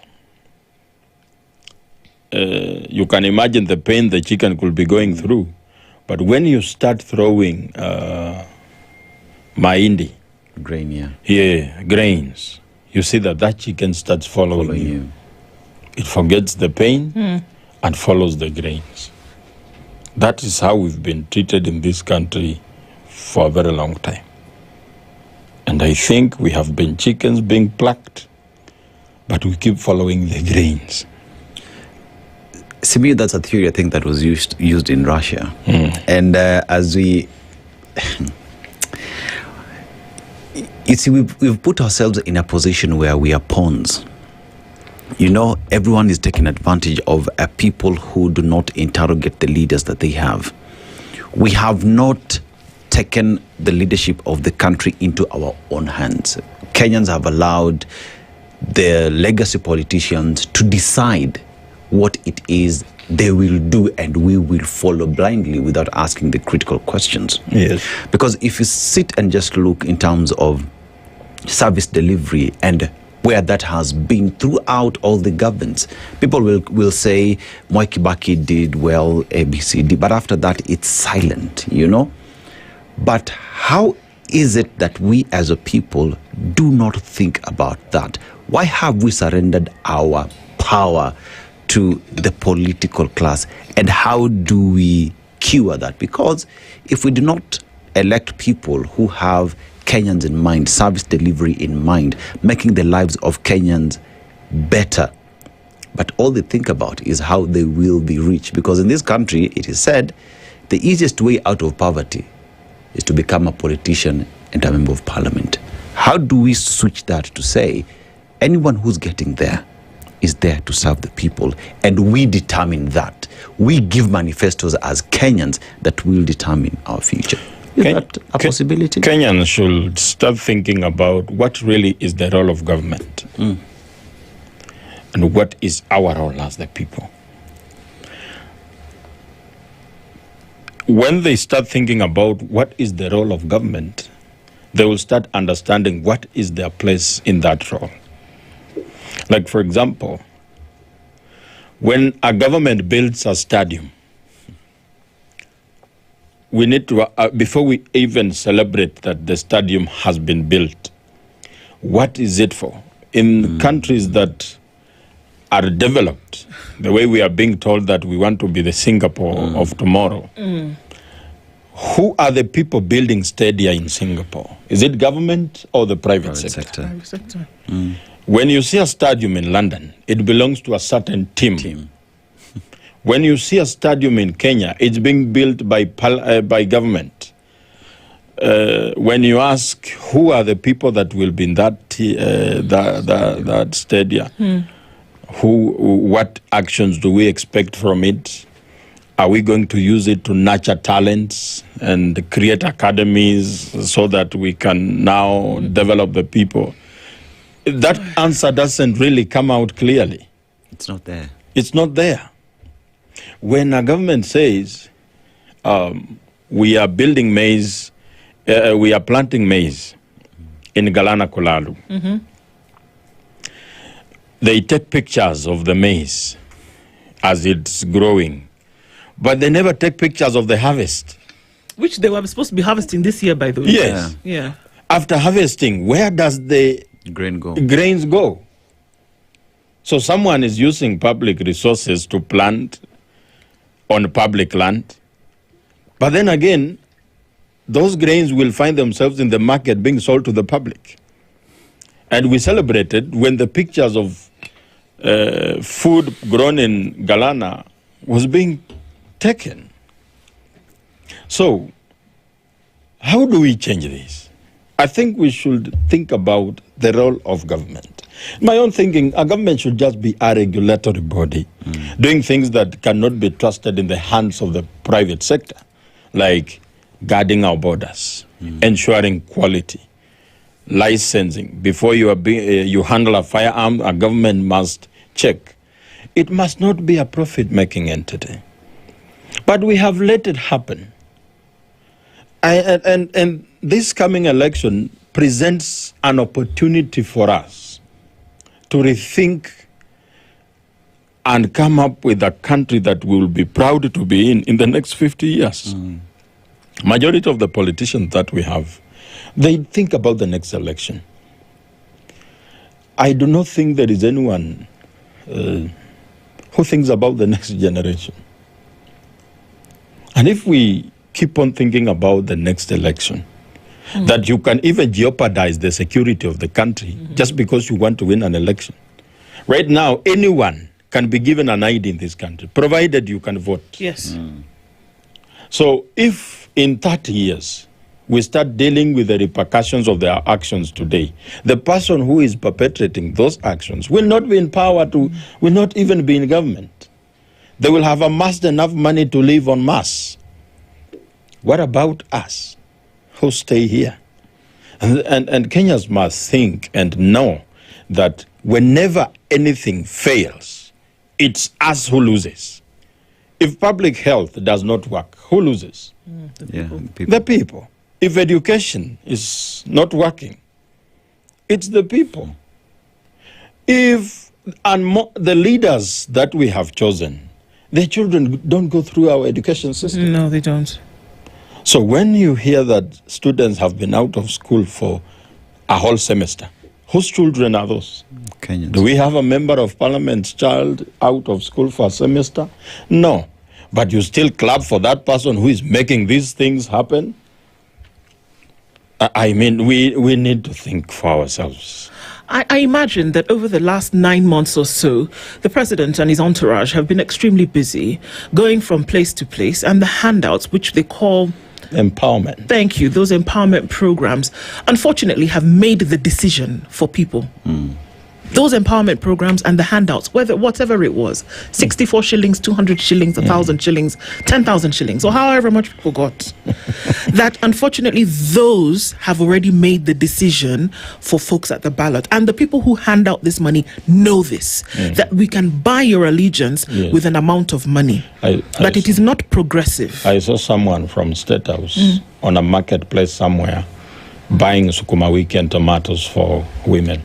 The same person also talks about Kenya being first world. Yes, anachukua sukuma na spinach na nyanya na kupatia. Because they know that that's what you want. You're hungry. You're hungry. That's why we measure the growth of our economy by the price of unga.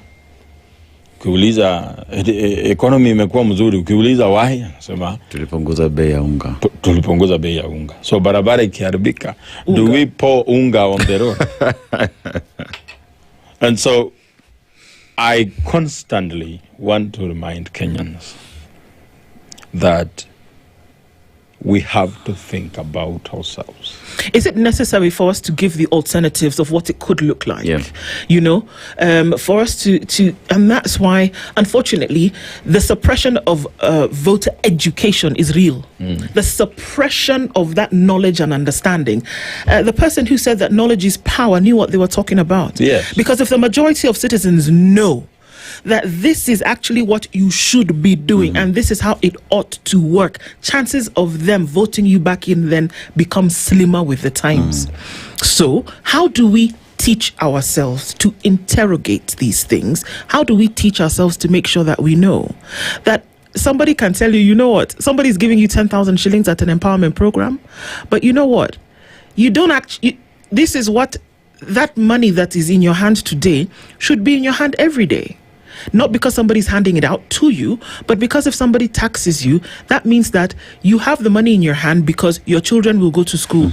You don't have to worry about that. You don't have to wake up at 4 a.m. to go stand outside a county office to get a bursary of 3,000 shillings. You don't have to take and now start asking people to please contribute money so that you can treat your mother. I saw an elderly woman kneeling to a member of parliament in a funeral, pleading for bursary. You know, this rot is not just in government. It comes down to even the things we call private sector. Like we've been complaining about people borrowing money on behalf of Kenyans and they use it for their own private gains. It's even happening in private entities. You are a member of a SACCO. The bosses of that SACCO takes a loan on behalf of the SACCO, but they don't bring it into the books of the SACCO. They use it for their own benefit, and 10 years later, that's when members learn that our SACCO owes some millions to this other body, and we therefore need to pay. So your dividends are slashed, your savings are slashed, to pay for money you didn't use. I saw a petition the other day. Some SACCO members are making noise that they are paying for the money they didn't use. It's everywhere. We are being put in position to beg for everything. And we are saying, when you look at the cost of education and health and everything, as a country, we are able to offer these programs for free. Because when you look at our tax income, we have quite a lot. But we are not able to do that because we are being told the money we have is not really ours, we need to use it to pay someone. And that's why I'm looking at the alternative that we have. If today, let's say we vote for Matiang'i, what is Matiang'i coming to do? How is he different from William? Let's say we vote for Kalonzo.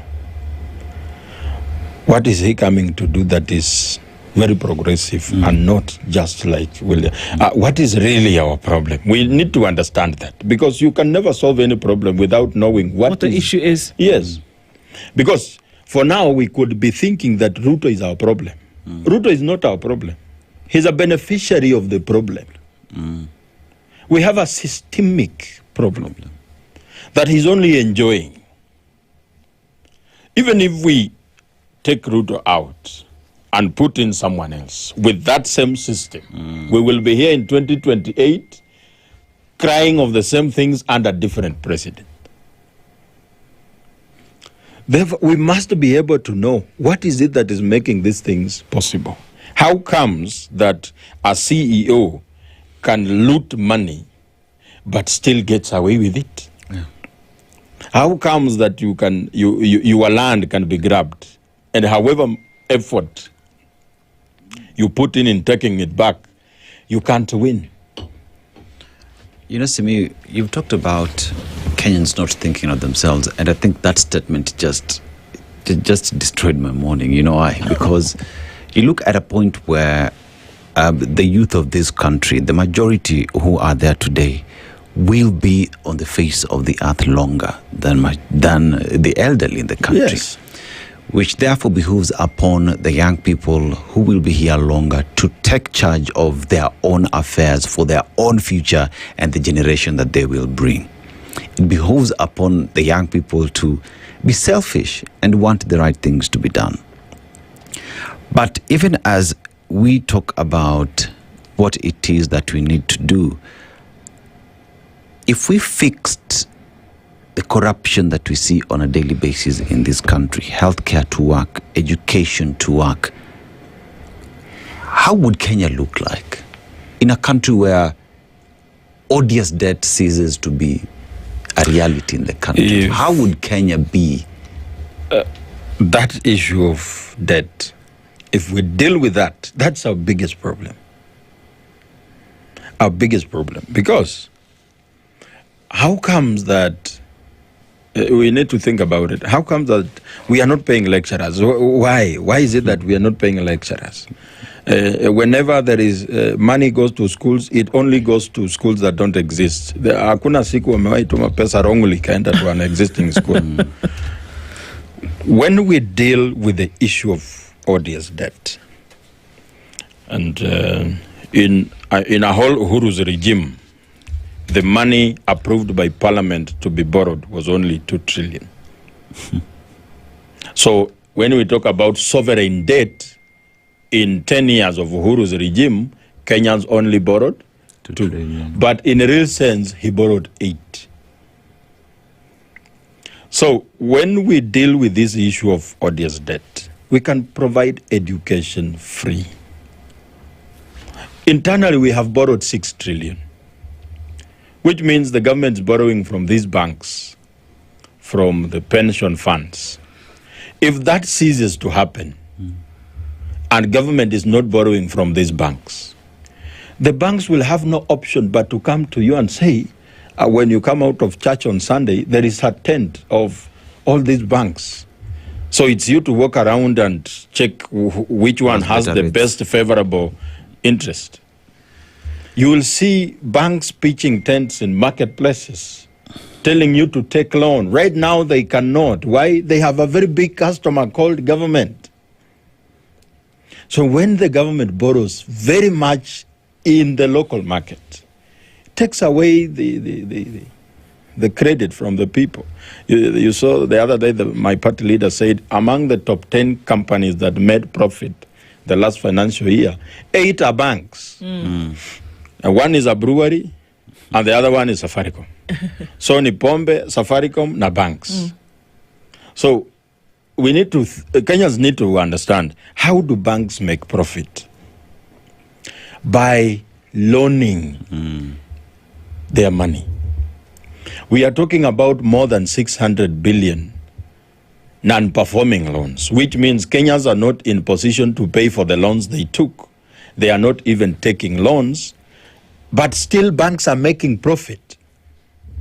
So how are they doing this? Because they have only one single customer. So when we deal with this over borrowing by government in the local market, we will take money back to the pockets of the people. People can now afford the basics. I had a story, someone saying that someone showed up at a lodge with 3,000. So he gives the cashier for a room, the 3,000, then goes upstairs to the room that he's been told. As he goes upstairs, the cashier slips out of the hotel to run to the butcher guy, to pay the debt of 3,000 for the meat he took for the guests. So he comes back. When the butcher guy gets the 3,000, he runs very fast to the owner of the goat, who gave it to him on debt, and pays the 3,000 to the owner of the goat. Immediately the owner of the goat gets the 3,000, he runs to the agrovet to pay for the vaccination of the goats, which he borrowed for 3,000. As he comes back, the owner of the agrovet runs to the lodge to pay for the room he used without paying. So 3,000 has solved debt around, it has come back to the lodge, but all these people have remained with nothing in their pockets. They are waiting to borrow again tomorrow. And that's how Kenyans are living. You get your salary at the end of the month, you pay rent, you calculate for fare, you pay mama mboga hapo nje, you pay mtu wa duka. 5 days after your salary comes in, you are borrowing again. And Kenyans could think that when we talk about debt, it's only about government. No, we are also surviving on debt. You realize that at the end of the month, when you earn 25,000, the debt is almost 10,000. Right. So when you pay that, you can only survive on the other, on debt 15, the other month. So how do we solve these things? So, Simi, whereas we know that knowledge and understanding, education of certain processes is lacking, we know that, we've established that, and there's a lot of work that needs to be done. By and large, do you think that Kenyans know what they're doing when you're voting in somebody? You know that this person is the hyena in the hen house, the fox in the hen house, as it were. You know, but still you make the decision on that. And I just want to give a little bit of a story. I had a conversation with a friend of mine that I went to high school with, and he's right now running for a US Senate seat.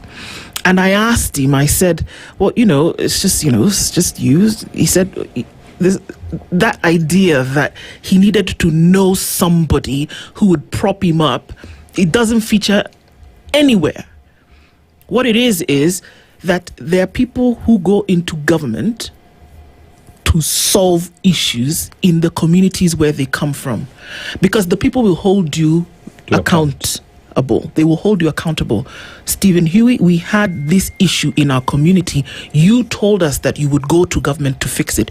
You don't do that, we come for you. It's very clear. So even now, as the processes are starting, nominations and all of those things are going on, it's very clear in his mind that should he win for that area, what he's going to do is to maintain and improve on certain things in that jurisdiction. So when the people are making a decision, they're not making a decision based on what you look like, who you are, who your father is. It's nothing like that. It is very clear that it is about this space that we operate in and how you are going to come and deliver to make this space better for us. Not you, us. So that we can all survive in this ecosystem. So when Kenyans are making these decisions, don't we know that this person is actually bad news? But we still make the decision. To some extent, Kenyans don't even know the problems they are having. Like a senator can come and say, I will build this road, and people will clap. Not knowing that a senator's job is not to build a road. That same road that the senator pointed, the governor comes and says, that same road, I'll build it. And people clap again. So we don't even know what to expect from who. Like the person you're voting in as an MCA, what are the issues in that ward? No, we are voting for him because this other one comes from this clan. Now it is the turn of the other clan. That's our calculations. And when things don't work, we come here and start crying. I think Kenyans should be told, and this is why voter education is being suppressed, because some people have survived in politics because of the ignorance of the voter. So when you try to educate the voter, you are taking them out of the game. So they have to make sure that these voters remain ignorant. I saw the Speaker for National Assembly in Bungoma saying that for us to get development, we have to be in government. He had no business holding the microphone in the first place, but that's a whole other different story. Simiu, I want to look at voter suppression that is being experienced in the country. But let's circle back to the Constitution of Kenya 2010. Because for a very long time, even when Kenyans were voting for the document in 2010, you find many were saying, former Prime Minister Raila Odinga, amesoma katiba, tunajua iko sawa.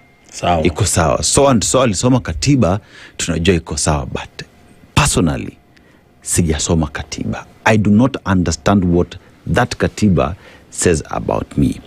Is it therefore a point where Kenyans, to read the document, to read the Constitution, to understand the power there is, to understand the role of all these leaders, member of National Assembly, the Senate, MCA, Governor, President, and with that, combined together with proper voter education, Kenyans are able to make the right choices? Is that something that would heal this country on decisions that we do make? Because so far, those two things, watu sema even Constitution belongs to the National Assembly and not them. Yeah, and those two things can only be pushed by we the people. We do not expect even government to help us. If it's resources, we'll need to pull resources ourselves because it's for our benefit, not the other people. Now we need to think about what will be the reaction of the people in government when we get educated on constitution as the voters, when we get to understand the roles of the people in government, what's the work of the senator, what's the work of an MCA. When we know that and we have that knowledge, how will it affect those that are in power today? They will definitely try to fight it. So we should not even expect that they will support us in this, but we should be deliberate that we push it ourselves to understand what the Constitution is all about, what are our rights, what's the work of a member of parliament, what is he expected to do. And that will heal a majority of our problems. And that's why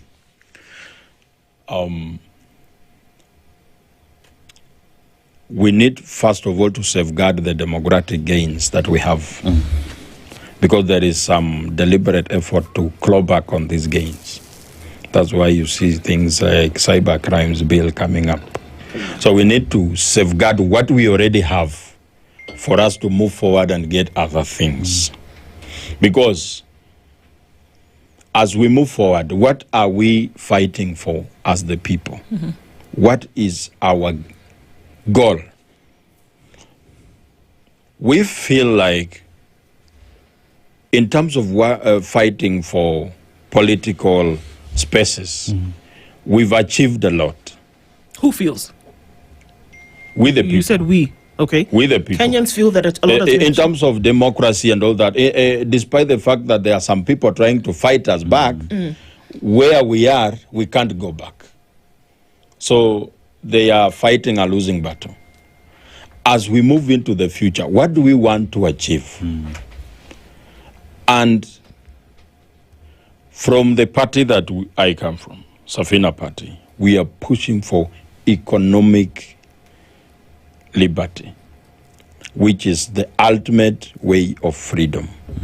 When you have some disposable income in your pocket, you have even dignity to yourself as a human being. That you don't have to be constantly thinking about what you are going to eat the next day. That how do you educate your children? How do you access health care? How do you now get money to start a business? That should be our most goal. And the person you are going to vote for next time, be it an MCA, a member of parliament, think about how are they useful to you in making sure that you achieve this dream of economic freedom to yourself. If you don't consider that, then you are a problem unto yourself. Yes. For us, my party leader is going to be in the ballot. And our agenda is what we are saying. People are asking, why are you not in the united opposition? Why are you not this way? We ask ourselves, before you even talk about unity, what are we uniting to do? What's the purpose of our unity? In these coalitions that we keep talking about, what will be the agenda of the coalition? Because even as we unite in opposition, we need to have an agenda that will be progressive to the people of this country. That's why I use this opportunity before I get off this show for Kenyans to support Safina Party, because as we are right now, we are the only party with an agenda. Well, the people of Kenya have a lot of work to do in terms of gaining and gathering this education and knowledge, and then of course making the right decision, that it doesn't matter who presents themselves, but that if Kenyans are not sure of it, then there's still a lot to be done. And that emphasis is on people today. It's on people for the next few months. It's on people for the next 1.5 years. Joachim Simiyu is the Secretary General of the Safina Party and has been here with us this morning to look at the week that was, and then to be very deliberate about the decisions that must be made for people going forward. Joachim, thank you for being here this morning. Thank you very much. Asante sana. And a minute past 8. Good morning. Thank you. It is now 8 a.m. with ICEA Lion. It is time to plan ahead with ICEA Lion. What's your plan? The latest news from around the world. 94.4 Spice FM.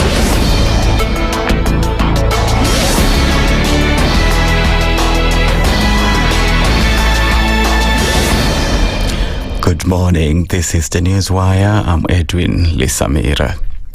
The National Assembly was on Thursday rocked by chaos in development that saw leaders from the United Opposition Front suspended from the House for 5 days.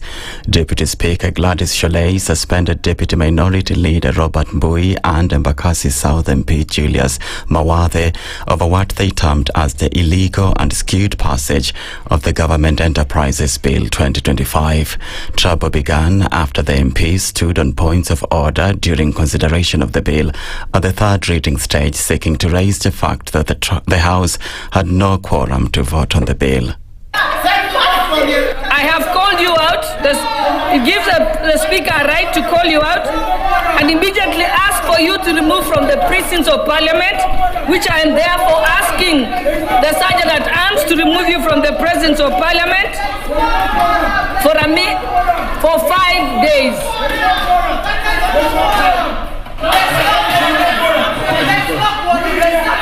Sergeant at Arms, proceed to remove Honorable Mbui.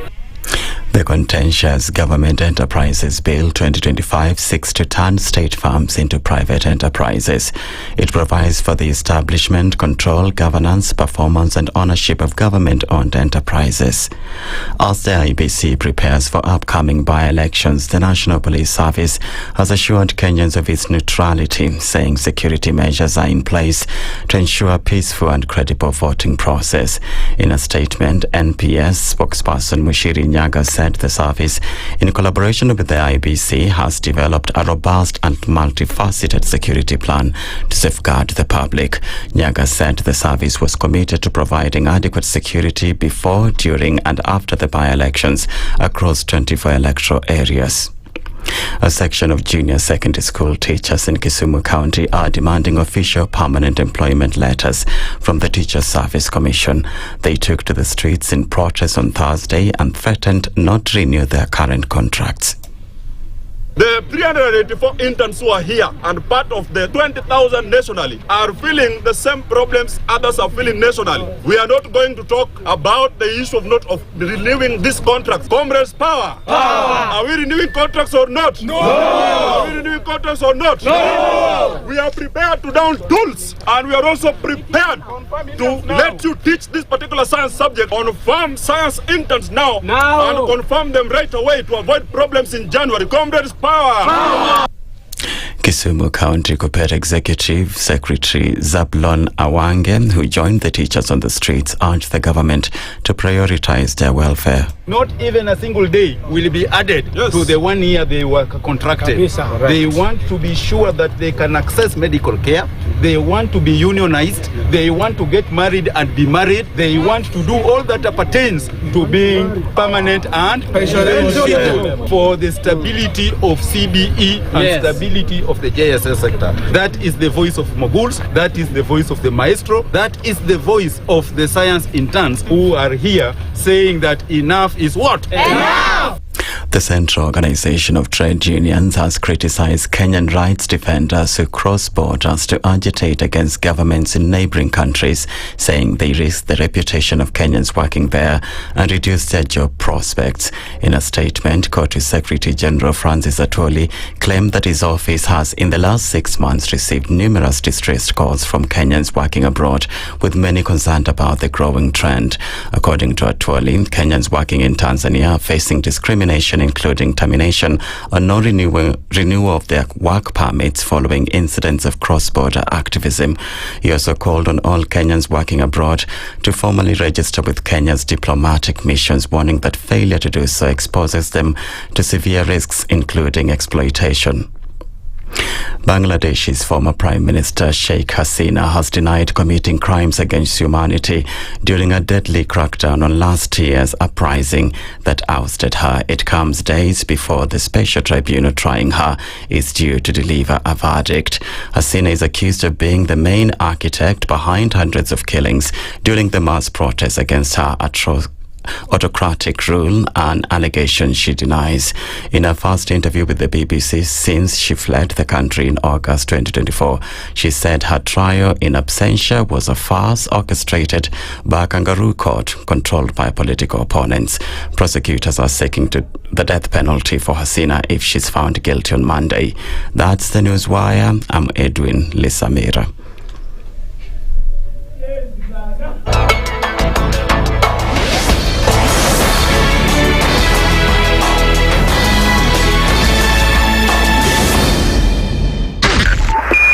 .5 Spice FM, Kisumu. The following takes place from 6 a.m. to 10 a.m. every weekday on Spice FM. We look at the utterances of leaders who are aligned to broad-based, who are initially in ODM. We thought they stand for something. Now they've been exposed. Because we are a third world country, we are poor. And not because we don't have resources, but we have been robbed senseless. Look at the wasteful expenditure. Look at how large the government lives. And we've said this is something that can be controlled. It happens in many other countries. Internally, we used to stand and tell him, boss, hii kitu ni mbaya. And you'd say, now he doesn't let me tell you, you saw the other parliamentary group meeting. People went there, sat, listened, looked at him. There was no plenary, left. The Situation Room, Kenya's biggest conversation. Mature, intelligent talk every morning. Spice up yourself.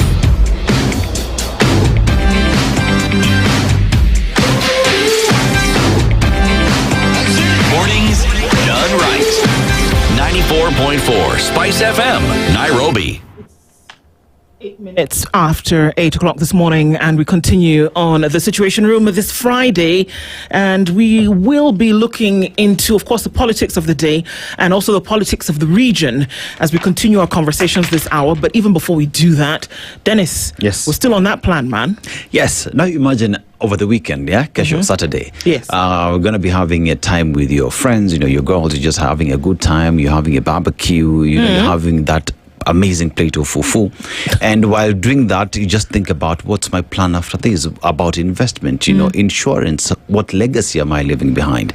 And you start looking for partners who will hold your hand. And ICEA Lion is that partner who tells you it's not too early and it's never late for you to get onto this plan, for you to secure your future, make sure your investments are in check, your insurance is easy.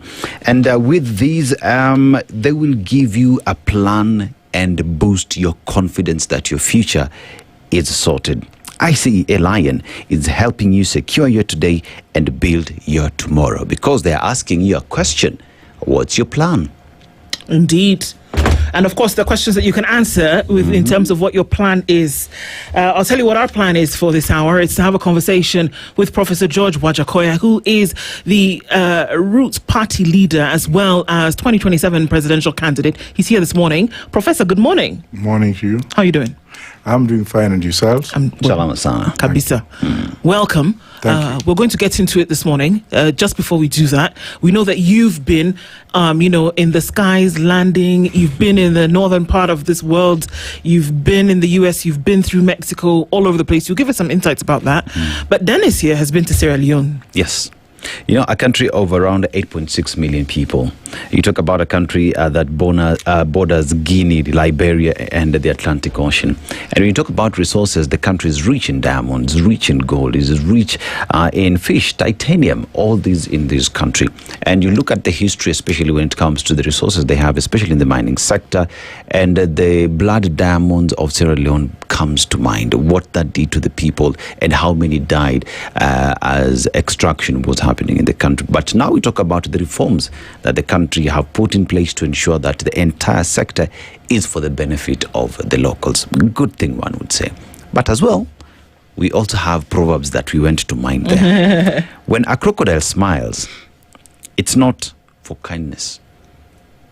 When a crocodile smiles, it is not for kindness. How would you interpret that? Maybe because it's angry.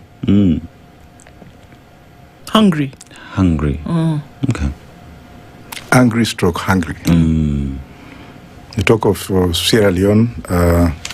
Valentino Strasser was my student, the former president. Yeah. Okay. You have connections in the country, eh? Yes. Nice. The crocodile could actually be angry. It's not smiling. Because how can you smile when your eyes are in water? Something coming from water. How do you determine whether it is smiling? If it opens its mouth, is it angry or hungry? Is it smiling? How can you discern unless you have Bishop Prophet War's powers? But I don't know. That's as your interpretation is always right. Your interpretation is, that's the beauty about Proverbs. Your interpretation is always right. Thank you. Yes. Well, there are many things happening at the moment, and we'll come to what you have then been doing over the last couple of months, but at the same time, things that have been happening in this region over the last couple of months that you've been directly involved with, Prof. There was an election in Tanzania just last month. There is going to be an election in Uganda next month, and there are certain things that are happening in the country that many would say has formed an unholy trinity of the lack of social justice. And you're directly involved in this because you have always been a fighter or a champion of making sure that justice across board is not just perceived, but is actually a reality. Your take on how things have unfolded in the last couple of weeks? Thank you for that question. First of all, let me make it clear.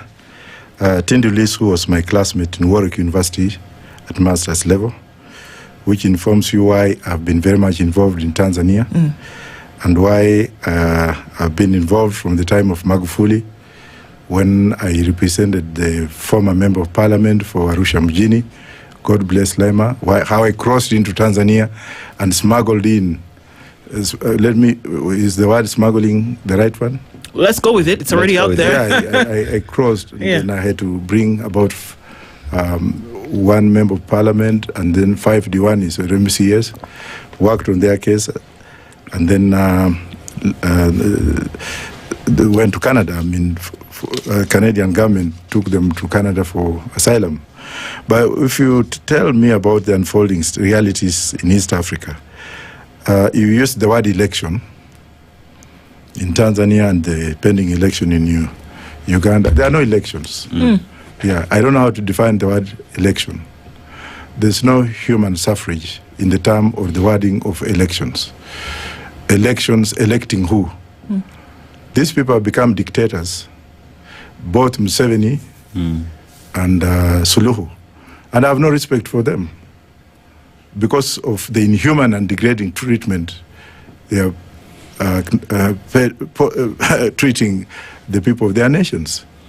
As a matter of fact, I'm in tandem recognition with the current president of Botswana, who said, no, this is a sham. And he has said president. And then you get our government sending Kindiki to go and affirm dictatorship. Confirm dictatorship. That means the Kenya government is in tandem in reality. It is authorizing and legitimizing abductions. It is authorizing and legitimizing illegalities. It is authorizing and legitimizing the inhumanity.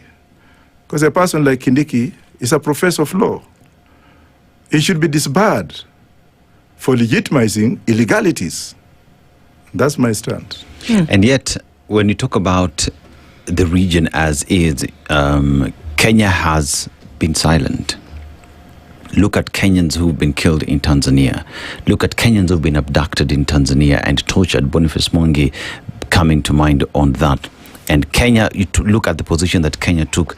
We exported our bad manners to Tanzania at that time. You look at Nicholas Oyo and Bob Njagi in Uganda, picked up in Uganda, put in jail for 38 days. Ugandan government starts a security agencies we do not know, only for the president of Uganda to come out and admit that yes, indeed, they picked the Kenyans and put them in a fridge. You look at what is happening in South Sudan.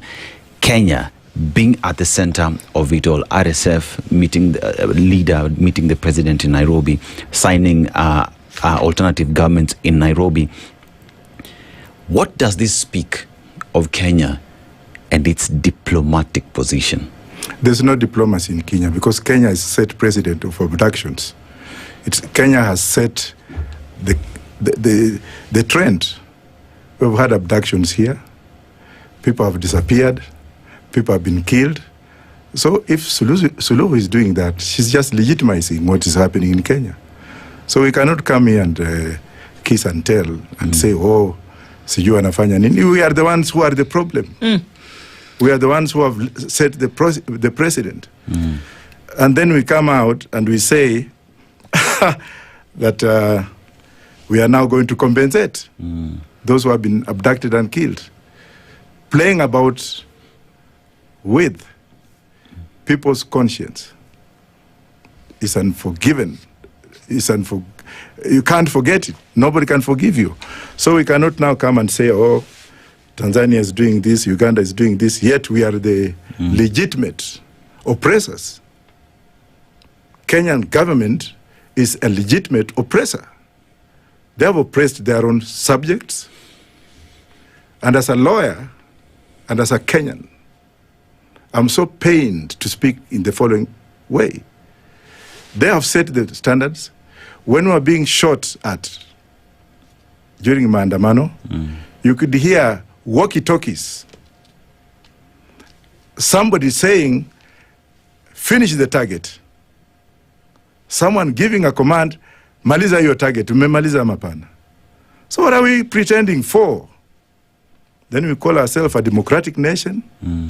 That's why I've refused to join any of my colleagues who are now struggling for power and apportioning themselves positions. So, we are opposition. We are going to do the same thing Ruto is doing. Mimi nataka kuwa prime minister. Huyu atakuwa sijui minister for what. Huyu atakuwa hivi na mimi nitabaki na 50%. Is that the kind of Kenya we want? Answer me.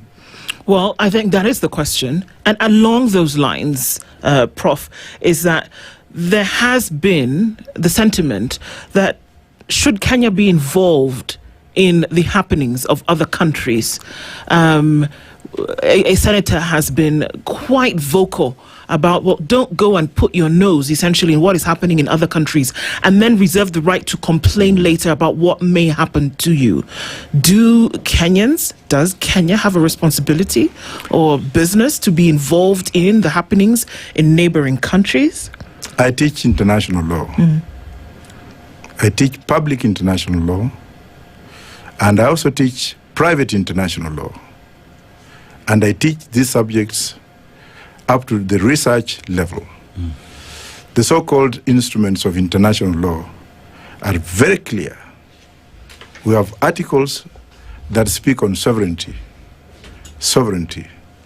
We have also the procedure of how stipulated in the constitution and the regulations of each member state, giving procedures and governance procedures. For example, if we look at the conventional procedures in the United Kingdom, where I also teach, the UK has no written constitution, but it operates on conventions under the royal prerogatives, where a prime minister in the United Kingdom cannot make unilateral statements depicting on foreign nation without cabinet approval. And that is the norm. And that's the standard norm that ought to be applied elsewhere, including Kenya. But where things are done in secrecy, where hypocrisy takes precedent, and where hands are shaken under the table, then you come up and you say that you are a sovereign nation. When Museveni is now threatening Kenya, he has a right to threaten Kenya because Kenya is interfering. It's going against the principles of non-interference in the sovereignty of other countries without the approval of the Kenyan people through cabinet resolutions. I'm not surprised. I'm not surprised. So Kenya has no right to interfere in other people's,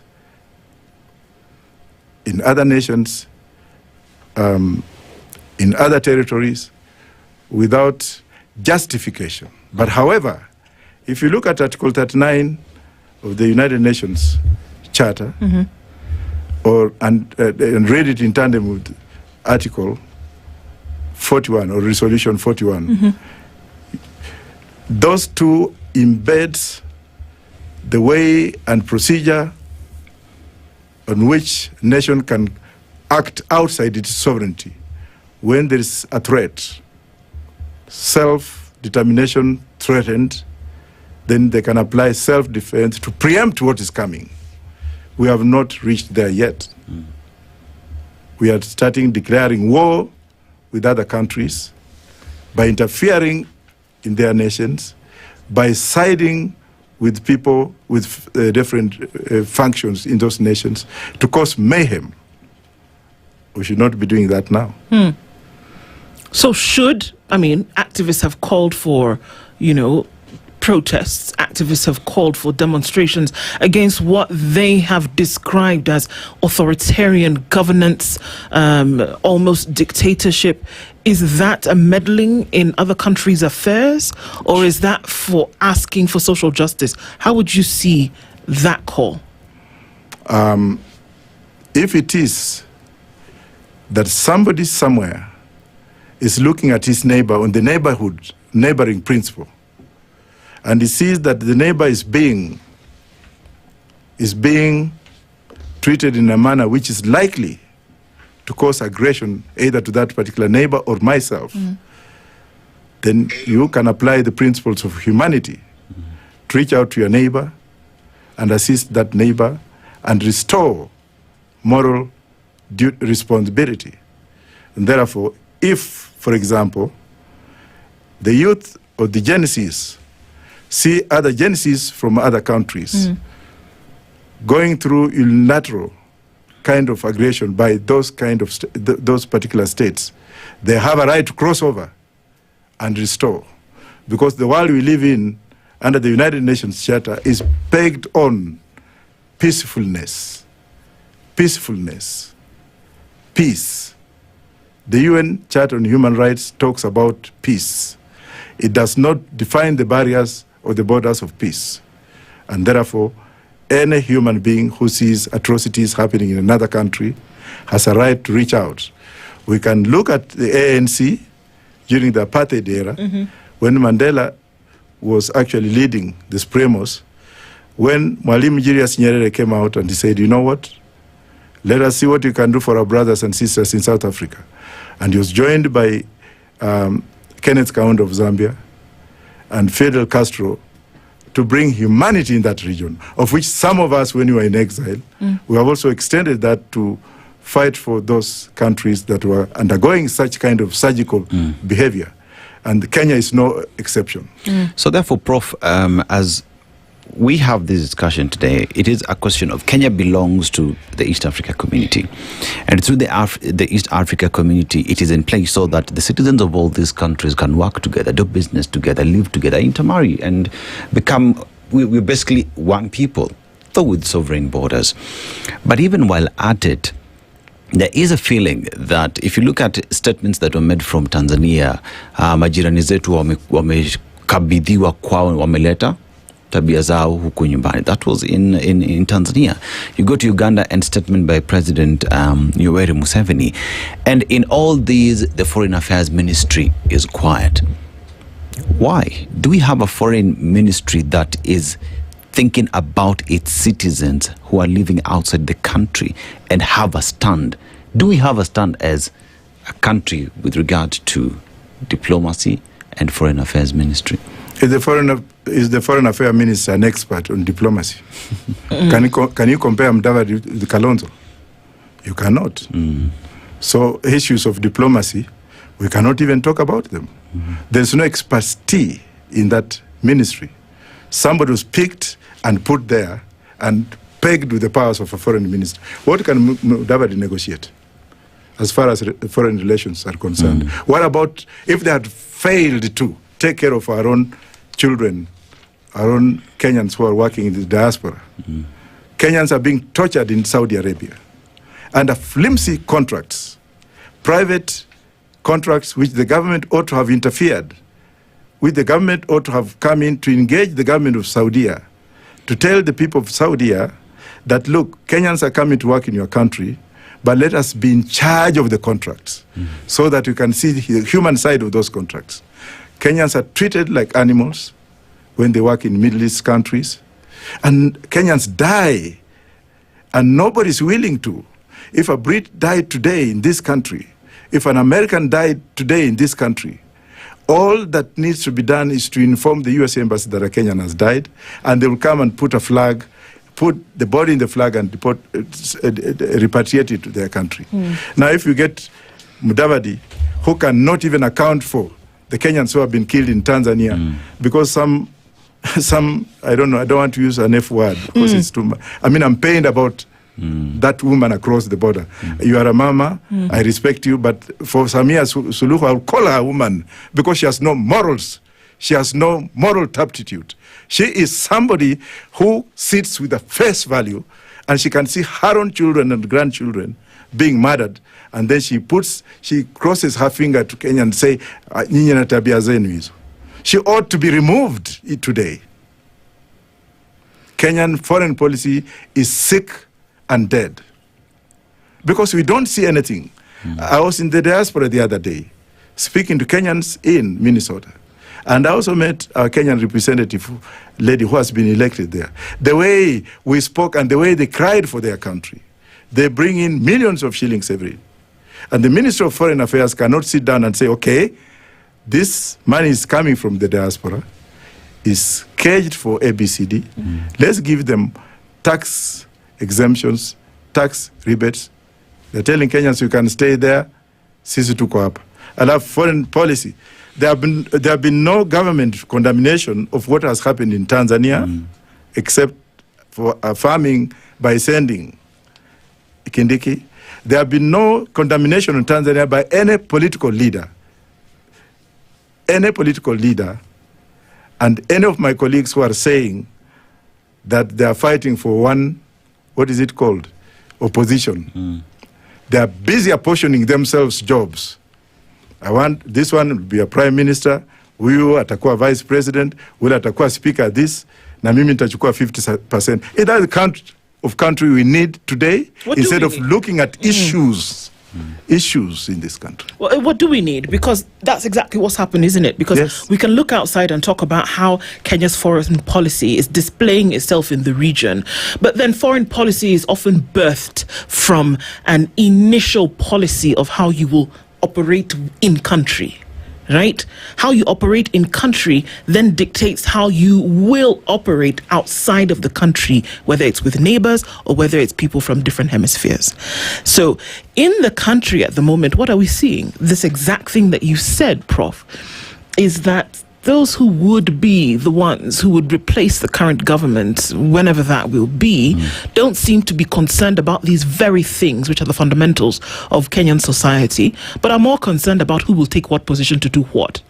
It seems as though we may be outside trying to solve problems in the region, whereby in the pot, you don't know your leeks from your onions.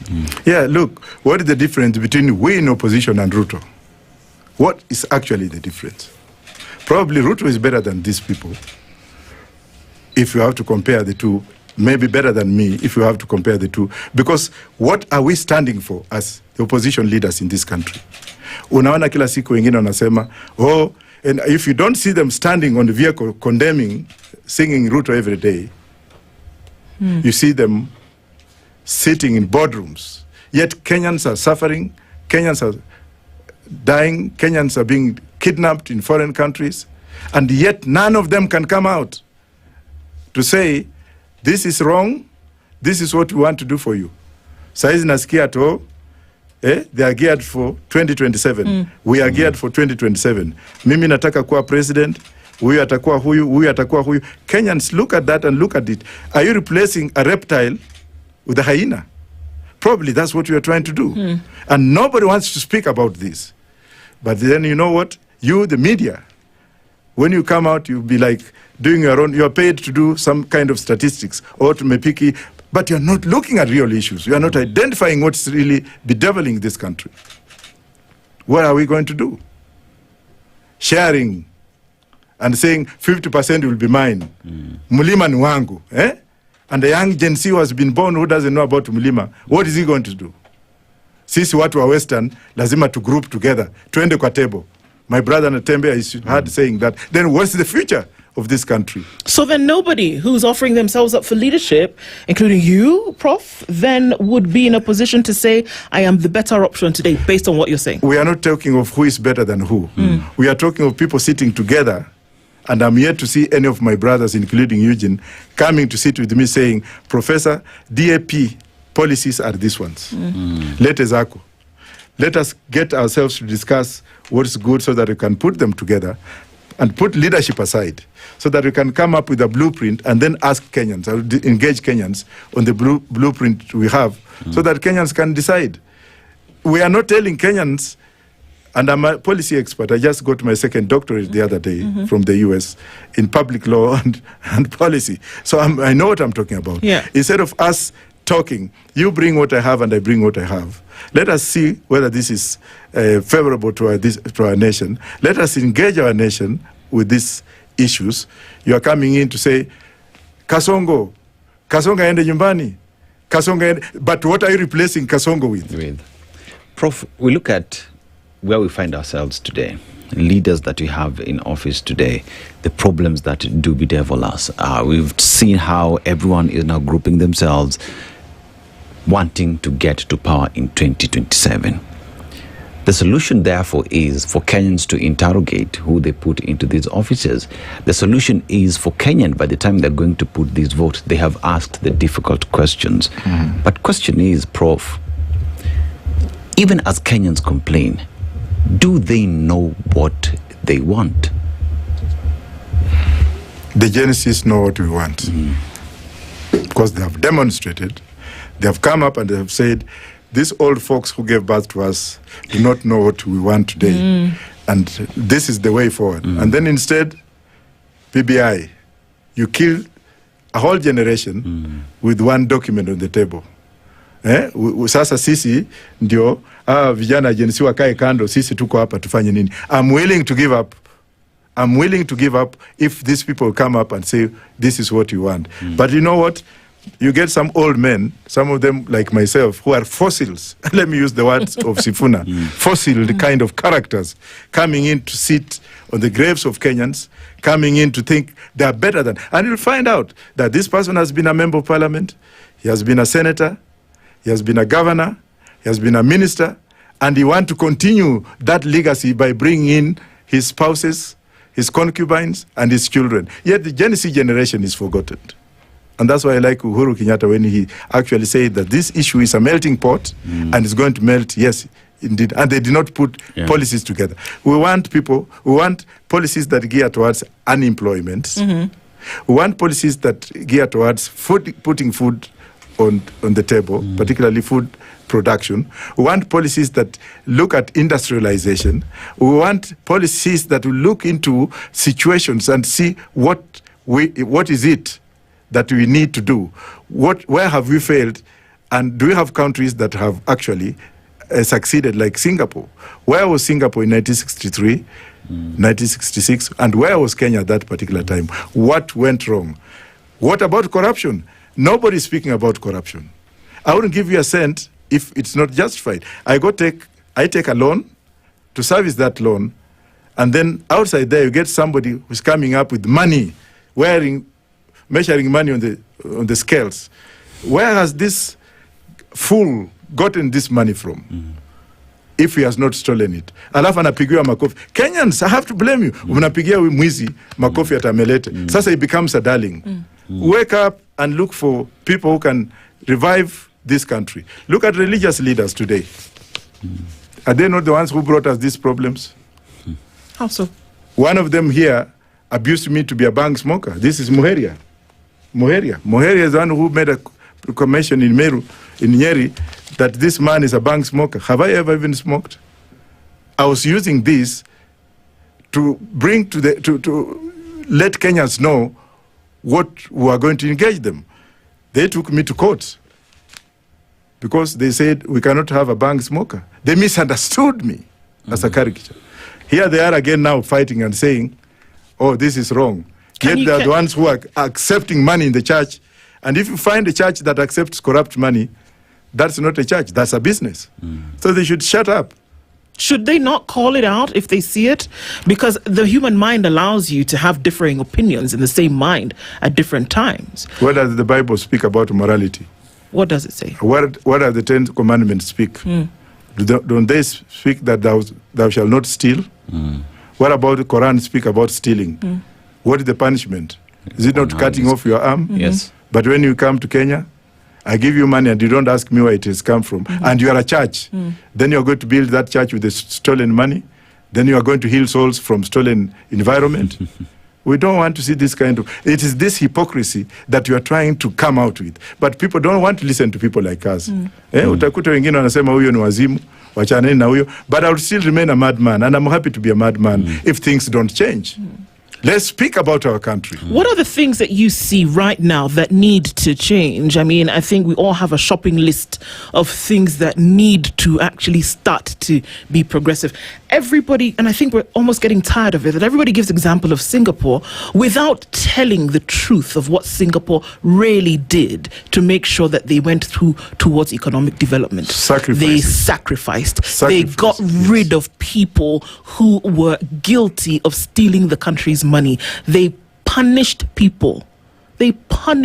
Some people to death because of what they did in that country to bleed the country dry. They insisted on plans. They implemented them. They sacked people who were not ready to work. We talk about it all the time. Singapore till we're blue in the face. But are you ready to follow the blueprint? I don't know of an architect who designs a building and then hands it over to the construction and says, okay, well, here's the plan, but do whatever you want to build the building. No. You have to follow the blueprint. Roots Party manifesto is very clear that we shall hang all the thieves. We shall do away with some part of the Constitution, the human rights of the Constitution, which makes a thief who has stolen money earmarked for hospital and 500 patients. People have died because of this one man stealing money for drugs. Now you take that man today to court, and because of the market friendliness of corruption in courts, the judiciary, you find this person being given bail, and then the case will go on, and then after some time you'll find, they have been freed. In Wajakoya's government, this is what will happen. As soon as I'm sworn in, trust me. You'll suspend the Constitution? Part of it, because there's nothing like a Constitution. A lot of people in this country are so ignorant of the word Constitution. There's only... The Constitution of this country is in the preamble. Just a few words, we the people. Anything that coming below can be changed by we the people, including myself. Let's have not the rigidity of censored mind, because a white man told us about the constitutional conventions, constitution, which was copied and pasted. What we shall do, and this is part of our philosophy, we shall set up a tribunal made up of civilians, the clergy, members of the armed forces, let me say a jury type of tribunal, to try criminals. And they will be given a right of appeal. Those found guilty, Uhuru Park, we shall hang them upside down. If we hang at least 50, then that will minimize. Look at Greater Somaliland. You can go to Greater Somaliland and leave your money there, go to the hotel or carry on your business and come and find it. Greater Somaliland the other day was a pariah state. So we need an iron fist president to put things right. How can one man own the entire land equivalent to the whole of Kisumu?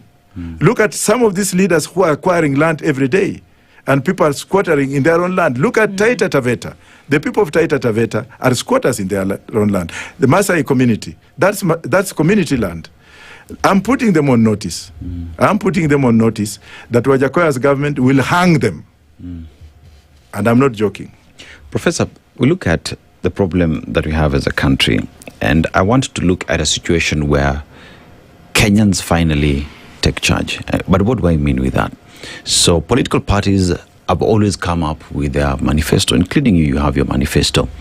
But here is a position where, are we ready for a conversation where Kenyans say, we have seen your manifesto, these are our issues, this is our manifesto, that we want you to implement the issues that we have, and this is our agenda. Are we looking at a point where finally the political class will listen to the Mwananchi, take the views of Mwananchi, and work on that problem? It's possible.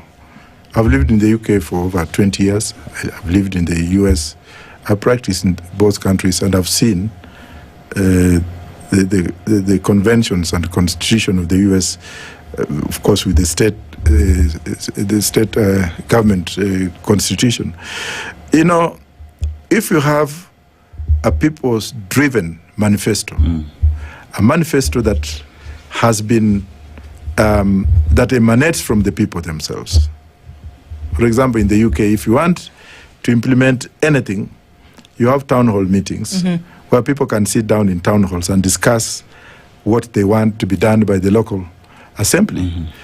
And then they will have to vote on that, and whoever is approved has a right of judicial review to review any decision that has come from them. In Kenya, you cannot write a policy for Mama Mboga without involving Mama Mboga. Surely. And we have, for example, Roots Party is coming up with the regionalization of the government, where we can actually have 8 regions, each region either with a chief minister or a prime minister, and then counties and local governments within that region so that they can debate. In this sense, power will be taken back to the people to actually discuss what they want and how they want it done, as opposed to one central policy which comes from top-down mechanism. Let us decentralize stuff. The Luos can sit and say, this is Lake Victoria. We have been trading fish and mining fish from this lake for many years. We have been using this water for this. What we now want is, we want some kind of sanitation, an industry, what have you, instead of taking fish from Lake Victoria and processing it in Thika. I mean, these are things that if people are given authority and are given incentives and are given and supported by finances, then people will decide to do what they want to do at that particular time. Look at the Maasai, for example. The Maasai Narok County rears cattle. They have wheat.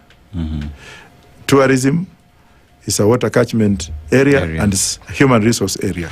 Now you find out that the revenue that is collected in this area, instead of going to be debated in Narok County, so that Narok County can actually look at the needs for required at that particular level, so that they can say, okay, we shall vote to apportion this amount of money because of the needs, and then the rest we shall take it to Nakuru, which is the capital city of Rift Valley, in that case, so that Nakuru can also debate and then send a fraction of that money to central government. Then you will see that there will be a trajectory of circulation of money within and collection revenue. But here, money is collected, taken somewhere, then account is given, and you have very corrupt governors in this country.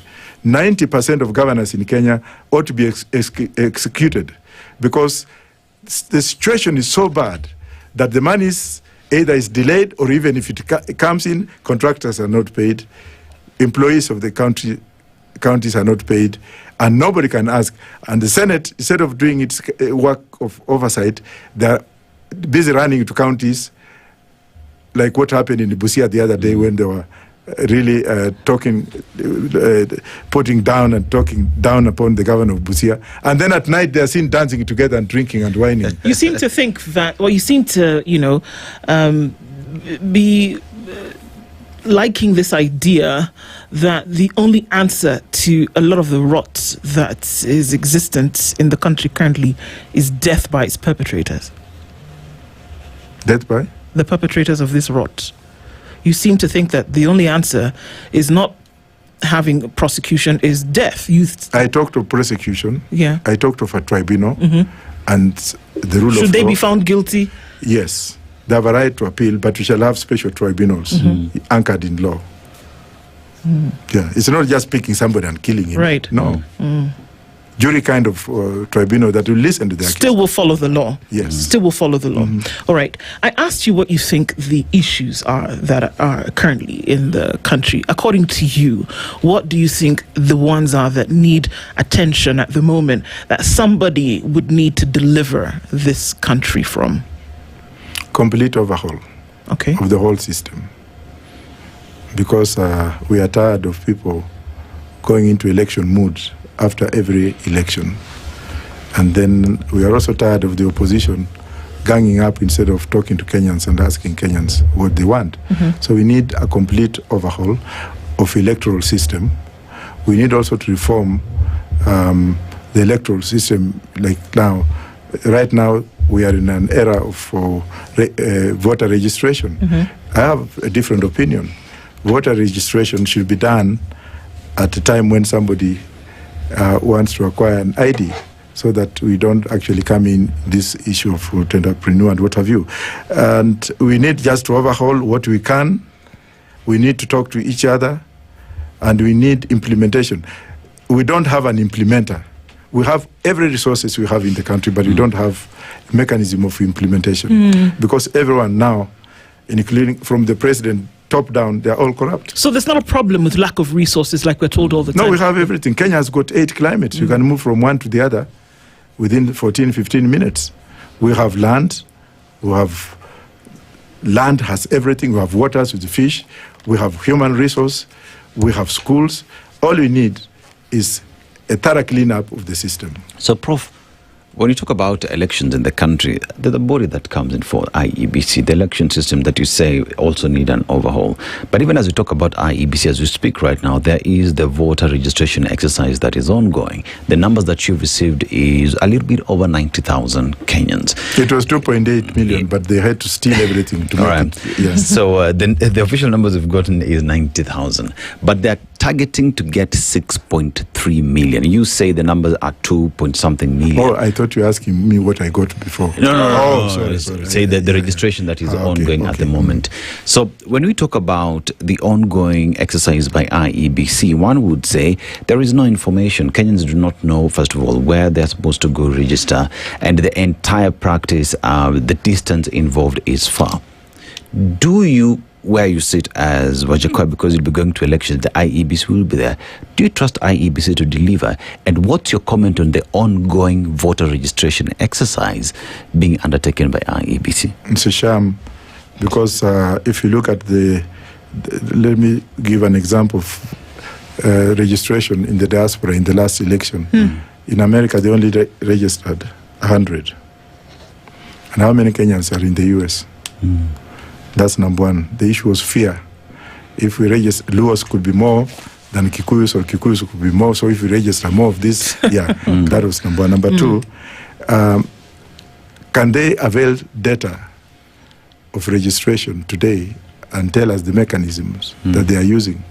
Yet we have these illegalities of chiefs and county commissioners, something that was abrogated by the previous constitution. Why can't they use these county commissioners, regional commissioners, to register people? Why can't they come up with a blueprint and say that every Kenyan who is not registered, you should go to the nearest county commissioner's office and register there? So whatever they are doing to me, and also following the way the IBC commission was constituted, it was just a rubber stamp to stamp Ruto's authority in 2027.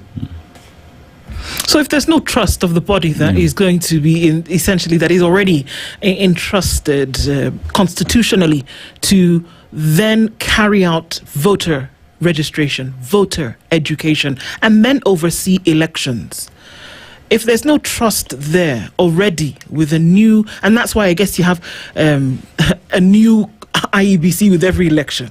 It doesn't happen in many countries. The IEBC that you had in place for the last election likely will be there for another, except for the countries that don't have a body to oversee elections. They have volunteers that are plugged into a system. But if there's no trust for a system, the very beginning. It seems as though we are many paces behind the starting line even before we begin the race. In the last election, do your due diligence, and as a media house, just find out how many returning officers we had in the last elections and how many came from which tribe. What would that matter? And how many came from which tribe. That's what I'm repeating myself. And once you have found out that, then you can sit down and debate again. And also, let's look at how many returning officers will be in this coming election and how many will come from which tribe. And let's look at those people who come here, those experts who come to count the votes or to bring those machines that count votes and what have you. I'm sure we can find out what those numbers are. Voter printing. Do we have them being printed now? Have they been printed? Oh, still looking Are they for in money. the process of being printed? Who is printing them? How many are being printed? And then we can sit down and... Because we also get raw intelligence anyway. Sure, I'm sure we can come up with those, we can find that information. But there's something that you're alluding to, Prof. That there is because the question was, if there is no trust in a body that's constitutionally mandated to carry out processes prior to, after an election, then essentially, what are we saying? Are we going to see the same thing that we saw before? And then you adding what could be an allusion to that there is something underhanded or untoward going on towards this process? Probably, and let's not just look at the IBC, let's look at the Supreme Court. And let's look at what people like Martha Koome, whom I have no respect for, came up with some proposition or some regulations saying that we shall only have these timelines to listen to litigation and we shall not allow this. She was speaking as if she had come from Anno Domini or the Kingdom Come, and she's like, who was she to interfere, to speak for, to decide for? And then you get her saying, and then we shall only allow Raila and Ruto, not any other person, as if I never ran for president. Those are kind of animals that need to be flushed out because of inequities in the system, and nobody's willing to point at those particular things. We need complete overhaul, and if the Supreme Court has to come out with the regulations, let those regulations be debated in Parliament and be passed into legislation. Instead of waiting for people like us going to the High Court because I was an interested party and I'm thrown out. Hey, Mr. Wanjakoya, go away. You are not. Come on, we don't need that. Sorry. Prof, we've described the problem with the country. Look at the election at IEBC, there is a problem. Look at the economy, there's a problem. Human rights, a problem. Diplomacy, a problem. But even as we talk about that, you want to be president of the Republic of Kenya. If today, George Wajakoya, president of the Republic of Kenya, what solutions do you bring on the table? I will not say that now, but let's wait until I become. Let me convince Kenyans with my manifesto. And then we wait when I take over. That's interesting because President William Ruto, in the last couple of weeks, when he's been to different destinations, the one thing that he's been repeating is that those who have been saying that he's doing such a poor job don't have a plan. He said it yesterday as well, and he said all of these people who are saying one term, that's fine, but they don't have anything else to offer that we who are here at least are doing. I mean, he's gone on and said a number of things, but he said the crux here being that even for those who want to come in and take over, they don't have a plan, and neither are they talking about it now. Actually, on that one, I agree with Ruto. Yeah, for the first time, let me say it openly. Yes, they don't have anything to offer. Yes, I'm also seeing that. What they have to offer is Ruto's name every day. They have not sat down, they have not come out, they have not asked, or maybe I'm naive on this, they have not come up and shown us what they have agreed as an economic political blueprint for the nation so that they can actually distribute this for people to debate it. At least Ruto, as bad as he is, of course he's very bad, let me just put it that way, he's doing the bad things and he's offering those bad things. And we are seeing those bad things. But then these colleagues of mine are not offering anything. And maybe it's from on those that proposition that he's talking. Are you the alternative? And what is the alternative? Why not? I'm the alternative because I have an iron hand. I know exactly how to fix things. Okay, so tell me one thing that you would fix. I think it's very interesting. Just give us one example, Corruption. Prof. And how would you? I mean, you've told us that you will send people to tribunals, and that would that set a precedent? Yes. Would that set a precedent for others who think, oh my goodness, if I get my finger stuck in the cookie jar, then there's a possibility Yes, that I may yes. be hanged in the public gallows? Yes. Okay. Corruption is key before you discuss any other thing. Corruption. The looted money, the looted land, whatever did what crimes never wrought, we shall have to bring that out. We shall have a busy year of dealing with corruption and returning back what was stolen. And we can also close some embassies that have allowed our monies to be stashed in their countries. It will not be business as usual. What would be your approach to education and health in the country? Because you look at education, capitation is a problem. Students of this country went to class and third term, money has not been sent. They went home without that being sent. Talk about healthcare. SHA today in the country is a problem. Wajakoya, what would be your solution? Because then again, as president, it is in your docket. I will not have a solution because the solution is already there. I will go into Kenyatta One administration and look at what he did that was so successful. Mzee Jomo Kenyatta had the best blueprint in terms of education because education was free. He had the best blueprint in terms of healthcare because healthcare was free and available and affordable. Mzee Kenyatta's policies on agriculture were very excellent because Kenya was able to export food and livestock. Mzee Jomo Kenyatta's policies were adopted by other countries that became a success. Botswana adopted Mzee's policy. Singapore adopted Mzee's policy. So all you need is to implement. But I will do away with the CBC. Yeah. Why is that a problem? Yeah, because how do you expect? Matiang'i brought some kind of weird system of education. And I blame him on that forever. You come up with something and you say that we are going to adapt this without putting down the infrastructure. How do you expect a child in Pokot to learn on swimming classes or to learn about computerization without infrastructure being put there and issues of poverty being alleviated so that you educate a child who is not hungry? So that thing is a sham and it's a scam. I'll do away with it. Kenyans need a leader who is service delivery oriented. We've seen the opposite, that leaders get to power and the next thing that starts immediately is campaigns for the next election and not service delivery. How would you cure that, having to be on that seat, ensuring that legislators do their bit, the presidency does their bit, the cabinet does their bit? What is your solution to that? I'll be a benevolent dictator. Okay. And what does that entail? Yeah. I'll be a benevolent dictator because I'll have to dictate some of these things. People might say that it will be inhuman.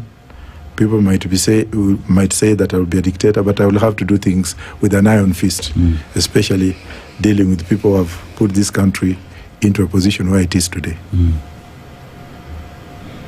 With the right plans in place, with the proper mode of implementation and punishment for those who would have been involved in getting this country into the mess that it is currently, it looks like that could be a three-pronged approach towards the kind of leadership that you would offer if being given the chance. Is that right?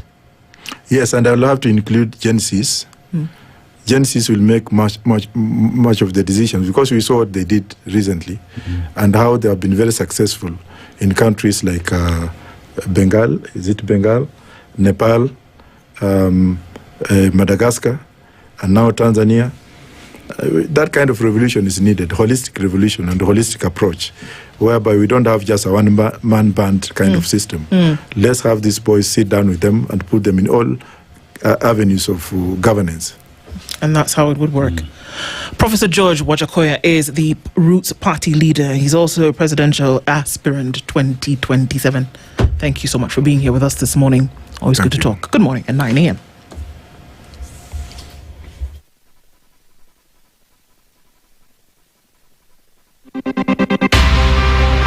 It is now 9 a.m. with ICEA Lion. Insurance and investment made simple for people like you, courtesy of ICEA Lion. The latest news from around the world. 94.4 Spice FM.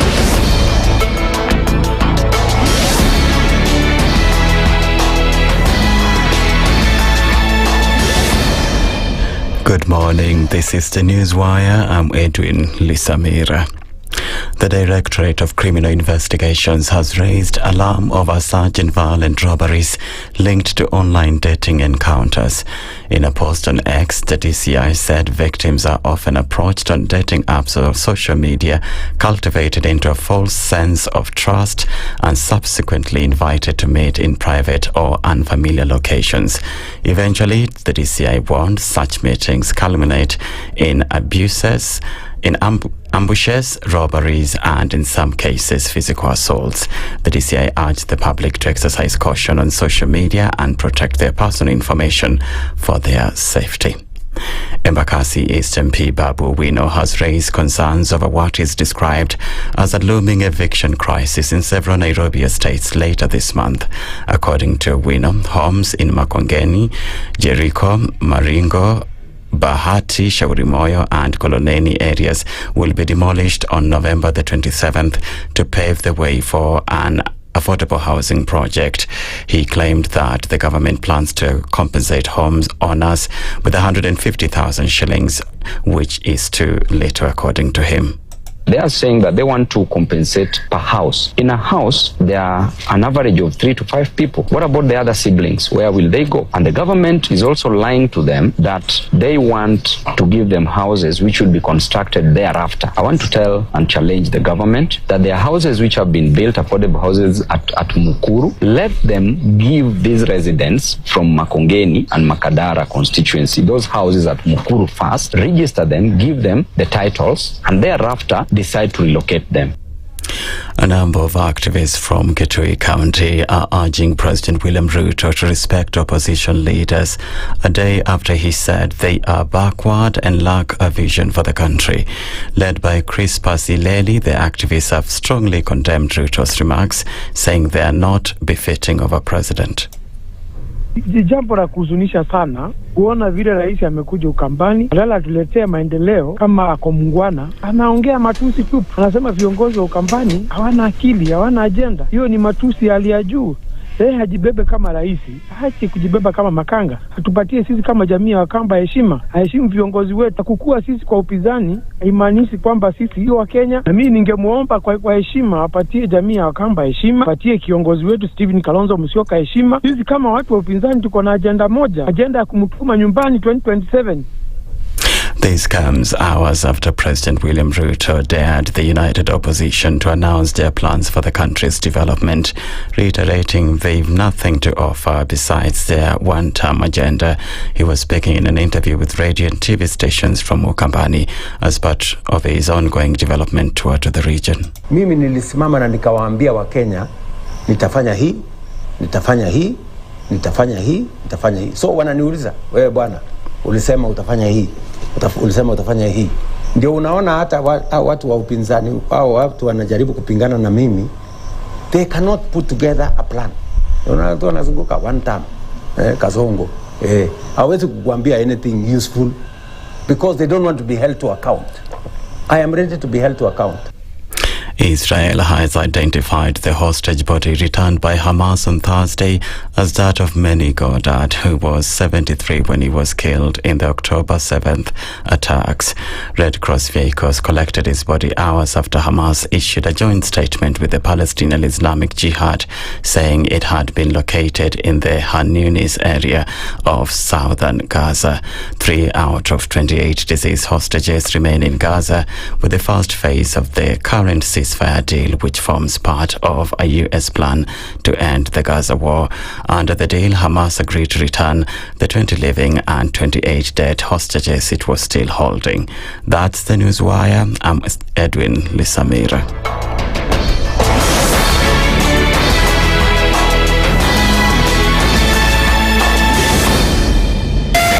.4 Spice FM, Nairobi. Good morning, and I love your show. Thank you. Having come from a Kikuyu radio background, I migrated to Spice because of the content. I was born in a slum, but somehow I got a break in life. So sometimes when you see the sweating coming out because of the passion and whatever it is, behind the noise, there are people. And we share the same umbilical cord. It shouldn't be like that. I am so disappointed. We used to tell Honorable Raila Amolo Odinga that he's doing police of conmanship. And even President Uhuru Kenyatta, serikali hii ndio iko na conmanship ya hali ya juu. You cannot promise people that you reduce tax, then you double. In politics, there is the issue of trust. For you to turn around and then stab the same people who gave you that trust, there is no other level of dishonesty. Imabo, utaona dunia tu. The Situation Room, Kenya's biggest conversation. If we just gloss over issues and hope that time heals, then we might find that in generations to come, we might be back at the same situation. And the whole thing is born of stolen elections. Spice. When it comes to the decisions you make, you must be independent. There's no way you can allow one institution to dictate to you how you're going to conduct your operations, how you're going to decide cases. It's a no. When you weaken the institution to the point where they cannot take action, then you realize that politicians have to come up and now start dealing with the issues. That conversation has to die. Our politicians do not like the hard stuff. We must insist on the path of doing things right, whether popular or unpopular. Money changes hands. That is a fact. If you have political goodwill at the highest top, like in Rwanda, then corruption will be an issue of the past. If you don't have political goodwill at the top, we will pass laws, we will amend laws, we will continue passing laws and re-amending laws, and nothing will happen. This is the Situation Room, the only way to start your day.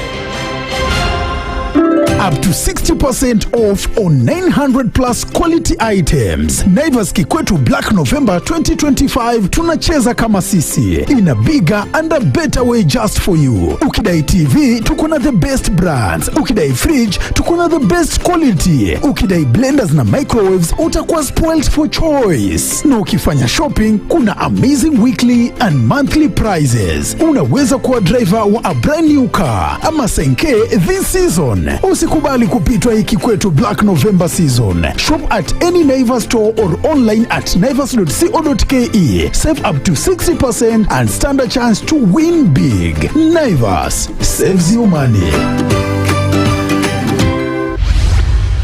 Mature, intelligent talk every morning. Spice up yourself. Mornings done right. 94.4 Spice FM, Nairobi. It's 8 minutes after 9 o'clock into the final hour of Kenya's biggest conversation this Friday. And also for the week, we continue and we're lighting things up just a little bit. You'll see how in just a while. But before that, tell us about your plan or what our plan should be. Sandu, you know, life is one of many firsts, yeah? So we talk about your first job, your first investment, maybe your first baby. You're right. And then after all that, there is what next? Investment. What legacy am I leaving behind? But then again, there is the third question. What plan do I have to have all these plans become a reality? Right? And with that, ICEA Lion says, we are not leaving anyone behind. We are here to hold your hand, ensure that all these dreams, all these first, get that which they deserve. So we're talking about investment, insurance, and ensuring that even if it's money market fund, they will show you how to go about it because it is a new area. So ICEA Lion, even as it asks, what's your plan? They are the plan. All you need to do is reach out to them because they are helping you protect, grow, and plan for lives every stage. Indeed. And that's the way to go, definitely. And it seems like everything goes along with the plan that we've been discussing this week. We're going into an electricity one and trying to actually shine the light on what the issue really is. Isaac Dereva is the Executive Director of the Electricity Consumer Society of Kenya. He's here with us this morning. Engineer, good morning. Good morning, Andrew. How are you doing? I'm doing well. Good to see you. I'm doing well. I'm also very happy to see you. Karibu sana. It has been quite a while. It has. Yes. It has. electricity and energy issues notwithstanding, it has been a minute. But then for us, it's interesting because every time we want to shine a light, somebody says something or does something, and then we have to remember somebody's going to throw in a tax here, somebody's going to make an announcement or an edict, and then we have to get into things to find out, okay, so what exactly is going on? And that's what we're going to do a little bit of this morning. But before we do, Dennis will share today's proverb. We'd love to get your interpretation of it. So today we are in a country whose currency is known as the Leon. Leon. Yes. We add in Sierra Leon. Oh, okay. Yeah. A country that is rich in diamond, gold. So if you're thinking of adding an extra piece of jewelry, just visit Sierra Leone and you'll get a piece of that. But they also have titanium. They equally have fish. They gave us this proverb: when a crocodile smiles, it's not out of kindness. Yeah, of course. First of all, a crocodile does not smile. It's only a way of trying to pull the lip up, either by smelling or it's almost trying to grasp something. So it smile, it doesn't mean that it is actually happy, or it's trying to, you have made it happy, or you want to share a moment with it. It's basically preparing to bite you. Yeah, so that's basically what I would take off that proverb. Yeah. Okay. Is it correct? Does it have any marking scheme? It does not have a marking scheme. Okay. Your interpretation is always apt. Good. You can never be wrong. Right. Good. Well, if you like, we give you 1,000,000 points. Do with them as you wish. Yeah. Okay. Trade them in for something.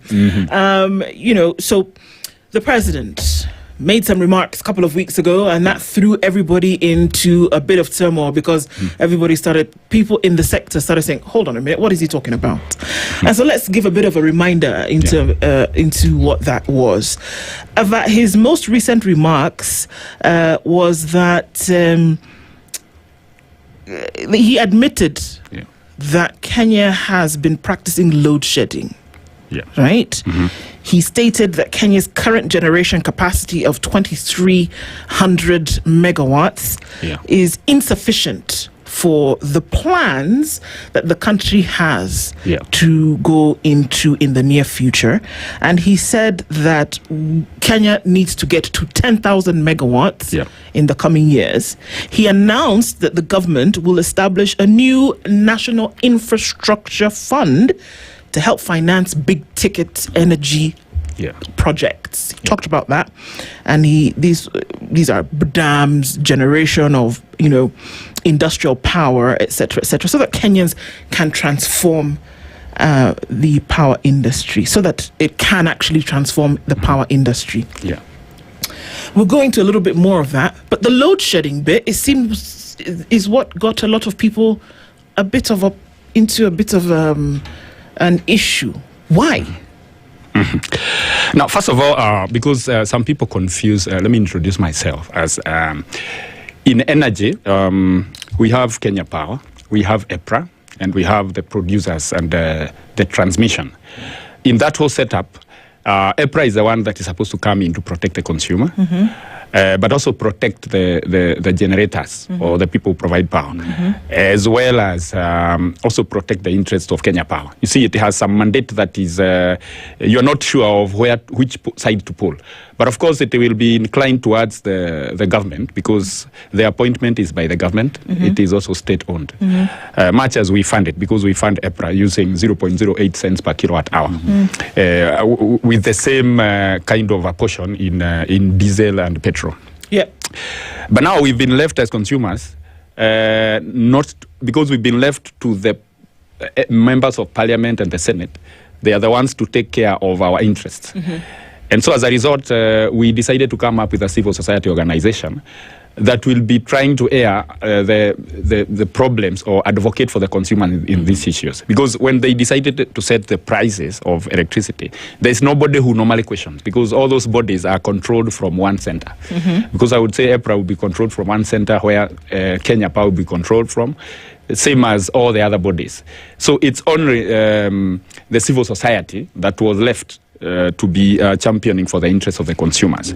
That said, then I am the executive director of the Electricity Consumer Society of Kenya, and of course with the other members of the office. I'm the one who normally advises on the technical issues after doing a lot of research. Now, we will not dwell on what the president said, or what he is saying, we will dwell on the truth.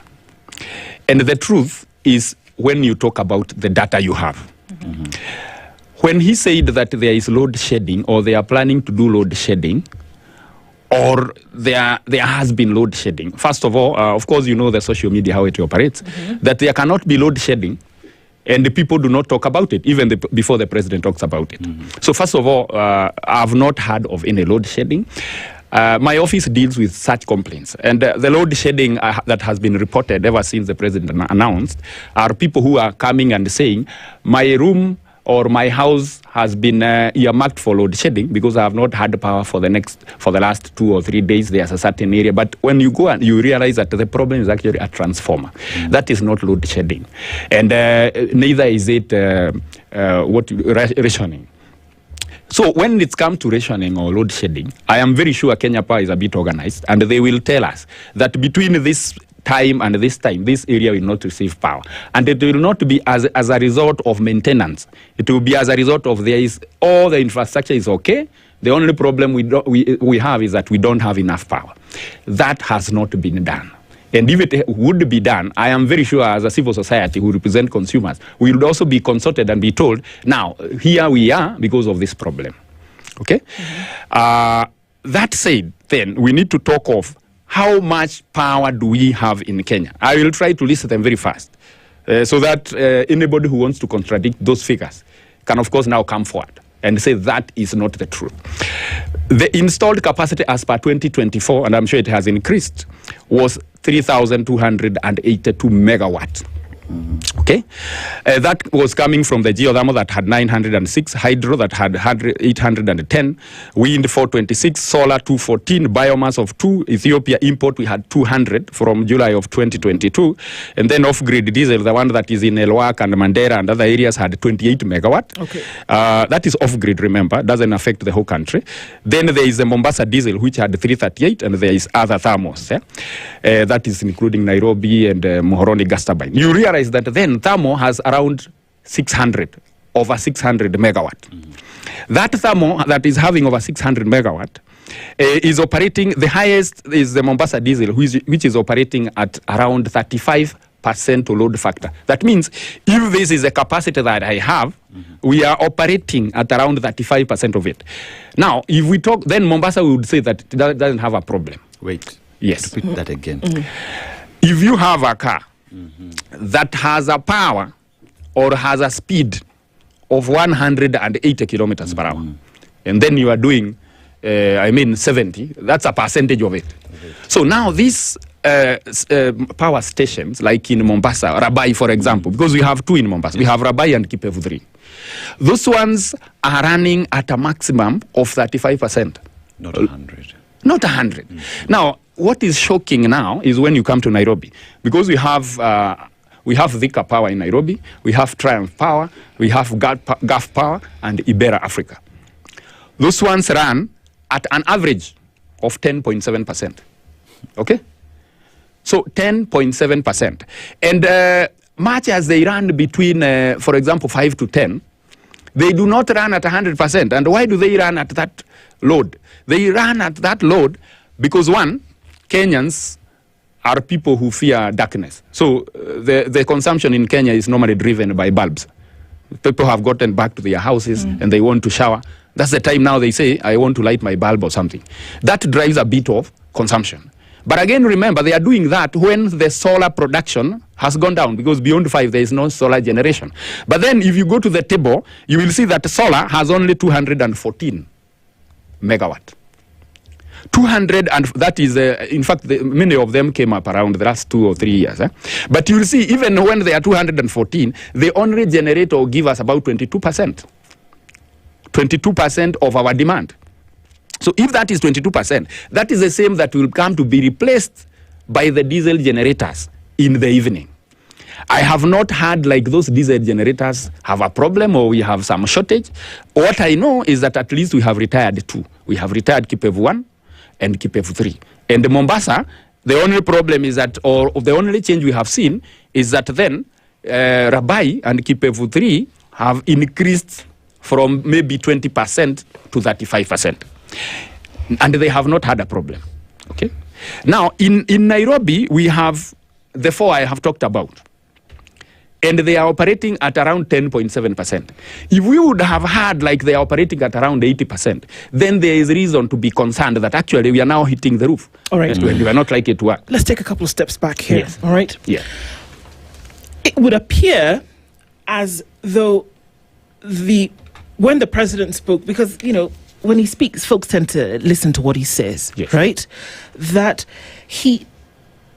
What would be the reason to mention load shedding if, according to what you're saying, because the number that he gave was 2,300, he said these words. Yeah. He said that Kenya's current capacity is at 2,300. Yeah. That's what is available. Yeah. From what you're telling us now, Kenya's capacity, while these energy producers are only operating at between 10 and 30% of their potential, is already at 3,200. Yes. That's what you're able to gather from everywhere. Not when they are operating at that. When you do the comparison, that is when they are operating at 100%. Okay. But the demand for Kenya, what Kenya has demanded, they have not demanded 3,200. As a result, you will find that the diesel generators are operating at a low, load factor. Yes. But let me clarify this, because some of them are naturally designed to be operating at a load factor based on the availability of the natural resource. For example, so you've got to use words that folks who are not in the energy who are not energy engineers would understand. So when you say something is operating at a load factor, what are you saying exactly? For example, let me talk of geothermal. Has been installed capacity of geothermal is 906 megawatts. Okay. You will find that at the end of the month, it has given us 460 million kilowatt hours. You use a kilowatt hour, those tokens, you use like 15 or all that. Geothermal will generate around 460 million. Countrywide. And that is 75% of what it can generate if it generates at full capacity. And is all of this being used? This 460,000, is it all being consumed? It is consumed because you don't produce power that you're not consuming. Because you light up based on the power that is being demanded from the usage end. So it can produce more. But what has been requested is only 75%. So now, even when I'm saying of the thermal turbines in Nairobi, they have only been requested 10.7%. All right. Now, let's go back to this number. When we talk about geothermal, we talk about solar, we talk about wind, water, all of this. That currently what's being produced and what's being taken up, we're looking at 3,200. That's what you said. Yes. The president said 2,300. Yes. But from what you've been able to do, from what you've shown us, is 3,200. Yes. Is this 3,200 being used and everybody's okay? Or are there places where you've got to offload? Okay. Now, just to clarify, and I like it because maybe many Kenyans are asking the same. When we talked of that the contracted capacity is 3,200 or 3,310 as it is currently, because we are in 2025, this is 2024, it means at one point, the one that we are getting from solar will not be available in the evening. So you have to remove that from the 3,200, okay? Then you realize, that what is available from wind might not be the 426 that is contracted. Okay? You might find that the wind is giving us at actually now, this is 52.7%. So you'll have to do 52.7% of 426. Okay? So you realize that if you work around those figures, you will get a capacity of around 26 to 2,700. Okay, let me ask it simply here. Yes. Is Kenya's electricity demand higher than its supply? No, currently no. It's not. It is not, because it would be higher, the demand would be higher than the supply if the percentages we are talking about are exceeding, especially for thermal, are exceeding 80%. Because when you are required to implement load shedding is when that scenario has presented itself. And it was there in 2000. When the demand is actually higher than the supply. You also have when power plants are offline for maintenance for whatever reason, then you would have to implement load shedding. When you have transmission issues, power cannot go from here to there for whatever reason that needs to be sorted out, you then introduce load shedding. Where there's an instability risk of the grid. Yes, like in the Western region. Like in the Western region, Yes. where Kenya Power has told us over and over again that the route for transmission lines is so convoluted that they have to see how they can get power straight. Because right now, you're trying to deliver power to Dennis, but I must go to Syokimau and then find a line to bring it back. Meanwhile, he's right in front of me. So in cases like that, you would have to invite load shedding. Yes, you would. Do we have any such scenarios in the country at the moment? There is no such scenario at the moment. Okay. But I will bring what in our own view as a society we have done research. You remember there is something that was called the Grand High Dam that was supposed to be done in the Lower Tana. It was supposed to be 1,000 megawatt. That was stopped by the Treasury due to some few issues they brought up. Many people in the circles were saying it's corruption and all that. It was supposed to be costing 337 billion to do 1,000 megawatt. The Treasury in July of 2025, they stopped it. But they said we have not stopped it because of any issue, but it has to be done open retendering. 1,000 megawatt. Now, you see, at the same, it has also been mentioned that we need 1,000 megawatt to do a data center. And then the moratoriums have been lifted to bring in more power. I have no problem with all that. My only problem is for you to have this dam working, it will have to be in year 2033 or 2035 if it is done right now. Because, of course, the process of doing a dam is not a process that would be... So, I mean, if we pass that, okay, we've lifted the moratorium, and so we can now do the dam. It is going to come into powering the nation in 2033. So when we are saying at this point that we don't have enough power, what measure can be done so immediate to ensure that we then have power? Okay, sorry, Isaac. Yes.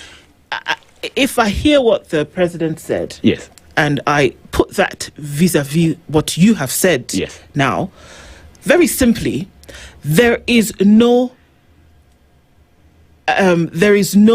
demand problem that is not being met by the supply. Currently. Yes. But it might be there in 2 years, 3 years. What he did say is that future projects towards the development of infrastructure in the country that require power might need Kenya's demand, might then see a situation where the demand then will outdo the supply. So our position is coming in the country where that would be needed, and the number that he quoted was 10,000 megawatts is what would be needed for Kenya to meet its industry and manufacturing demands. Yes. Is he right there? Yes, he's right. There he's right. Okay, so that would then bring in what you're trying to say now of, if in the next 2-3 years that demand then was there, what would need to happen in order for that to come in? Would then the case for load shedding come in? No. I don't even envisage a way in which we are going to have load shedding in his first term, because we are talking about 2 years. I don't see how this dam or the projects that he will be talking about will be done within his term, even if he gets another term. Okay? So now, but it's good as a president to plan even for the next president who will be coming. But now, having said that a dam would have to come into operation in year 2032 or 2035, thereabout, and we are talking in 2025 that we already have a problem. What is that measure that will be done so immediate in about 1 or 2 years? Maybe it's not immediate. Maybe he's just saying that it needs to be done. If he mentioned that we are already doing load shedding, are we going to do load shedding up to year 2033? No. Question that I'm looking at. This is a report that we have here. Yes. So we have geothermal that is operating at 75%. Yes. You find others operating at 49%, others at 10.7%. Yes. One would ask the question, if all these generators would be operating at 100%, what does that mean in terms of how much we generate? And would that then get into bridging the gap that we are talking about? Okay, let me. I think that is need to be clarified. When geothermal is operating at 75%, that means that if it has an installed capacity of around 900 megawatt, you are assuming that they will consistently deliver 900 megawatt for 24 hours for 31 days, which is not possible because a bit of it has maintenance, right? You'll have to get some maintenance, the startups and all that. So 75% is quite okay for geothermal. And then it is not dependent on weather. So that is maintenance dependent. That's why you can see it's quite high as compared to other sources. Hydro will be dependent on the availability of water. They actually try to exhaust much as they can, but the only available water can drive the capacity up to around 49%. But now if you come to wind, again wind, these turbines will have to generate 300 or 426 megawatt at a speed of 12 meters per second. And you see, wind cannot be consistently at that. So what has been available, they have been able to extract around 52%. Same for solar. Solar is only available during the day for between now up to around 4. So they can only manage to get around 22% of its capacity. Okay?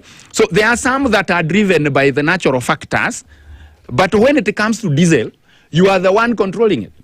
So that's why we are saying the diesel, they are on standby to ensure that in case these others are not able to meet due to the environmental factors, you are here and there is one that you can actually control by yourself. Because you cannot control wind, you cannot control water. If there is no water, there is no water. So, the president says that load shedding is a reality and a factor that Kenyans will experience. You say it is not immediately, maybe in the next 2 years, right? Yes. So, even as we work on putting up the projects that would come into effect in 2030s, right? Yeah. So, question would be, how then do we deal with the problem that is coming our way to ensure that we do not end up experiencing load shedding? Yes, I think that is now the question that we need to be asking ourselves. And the way to answer it is one.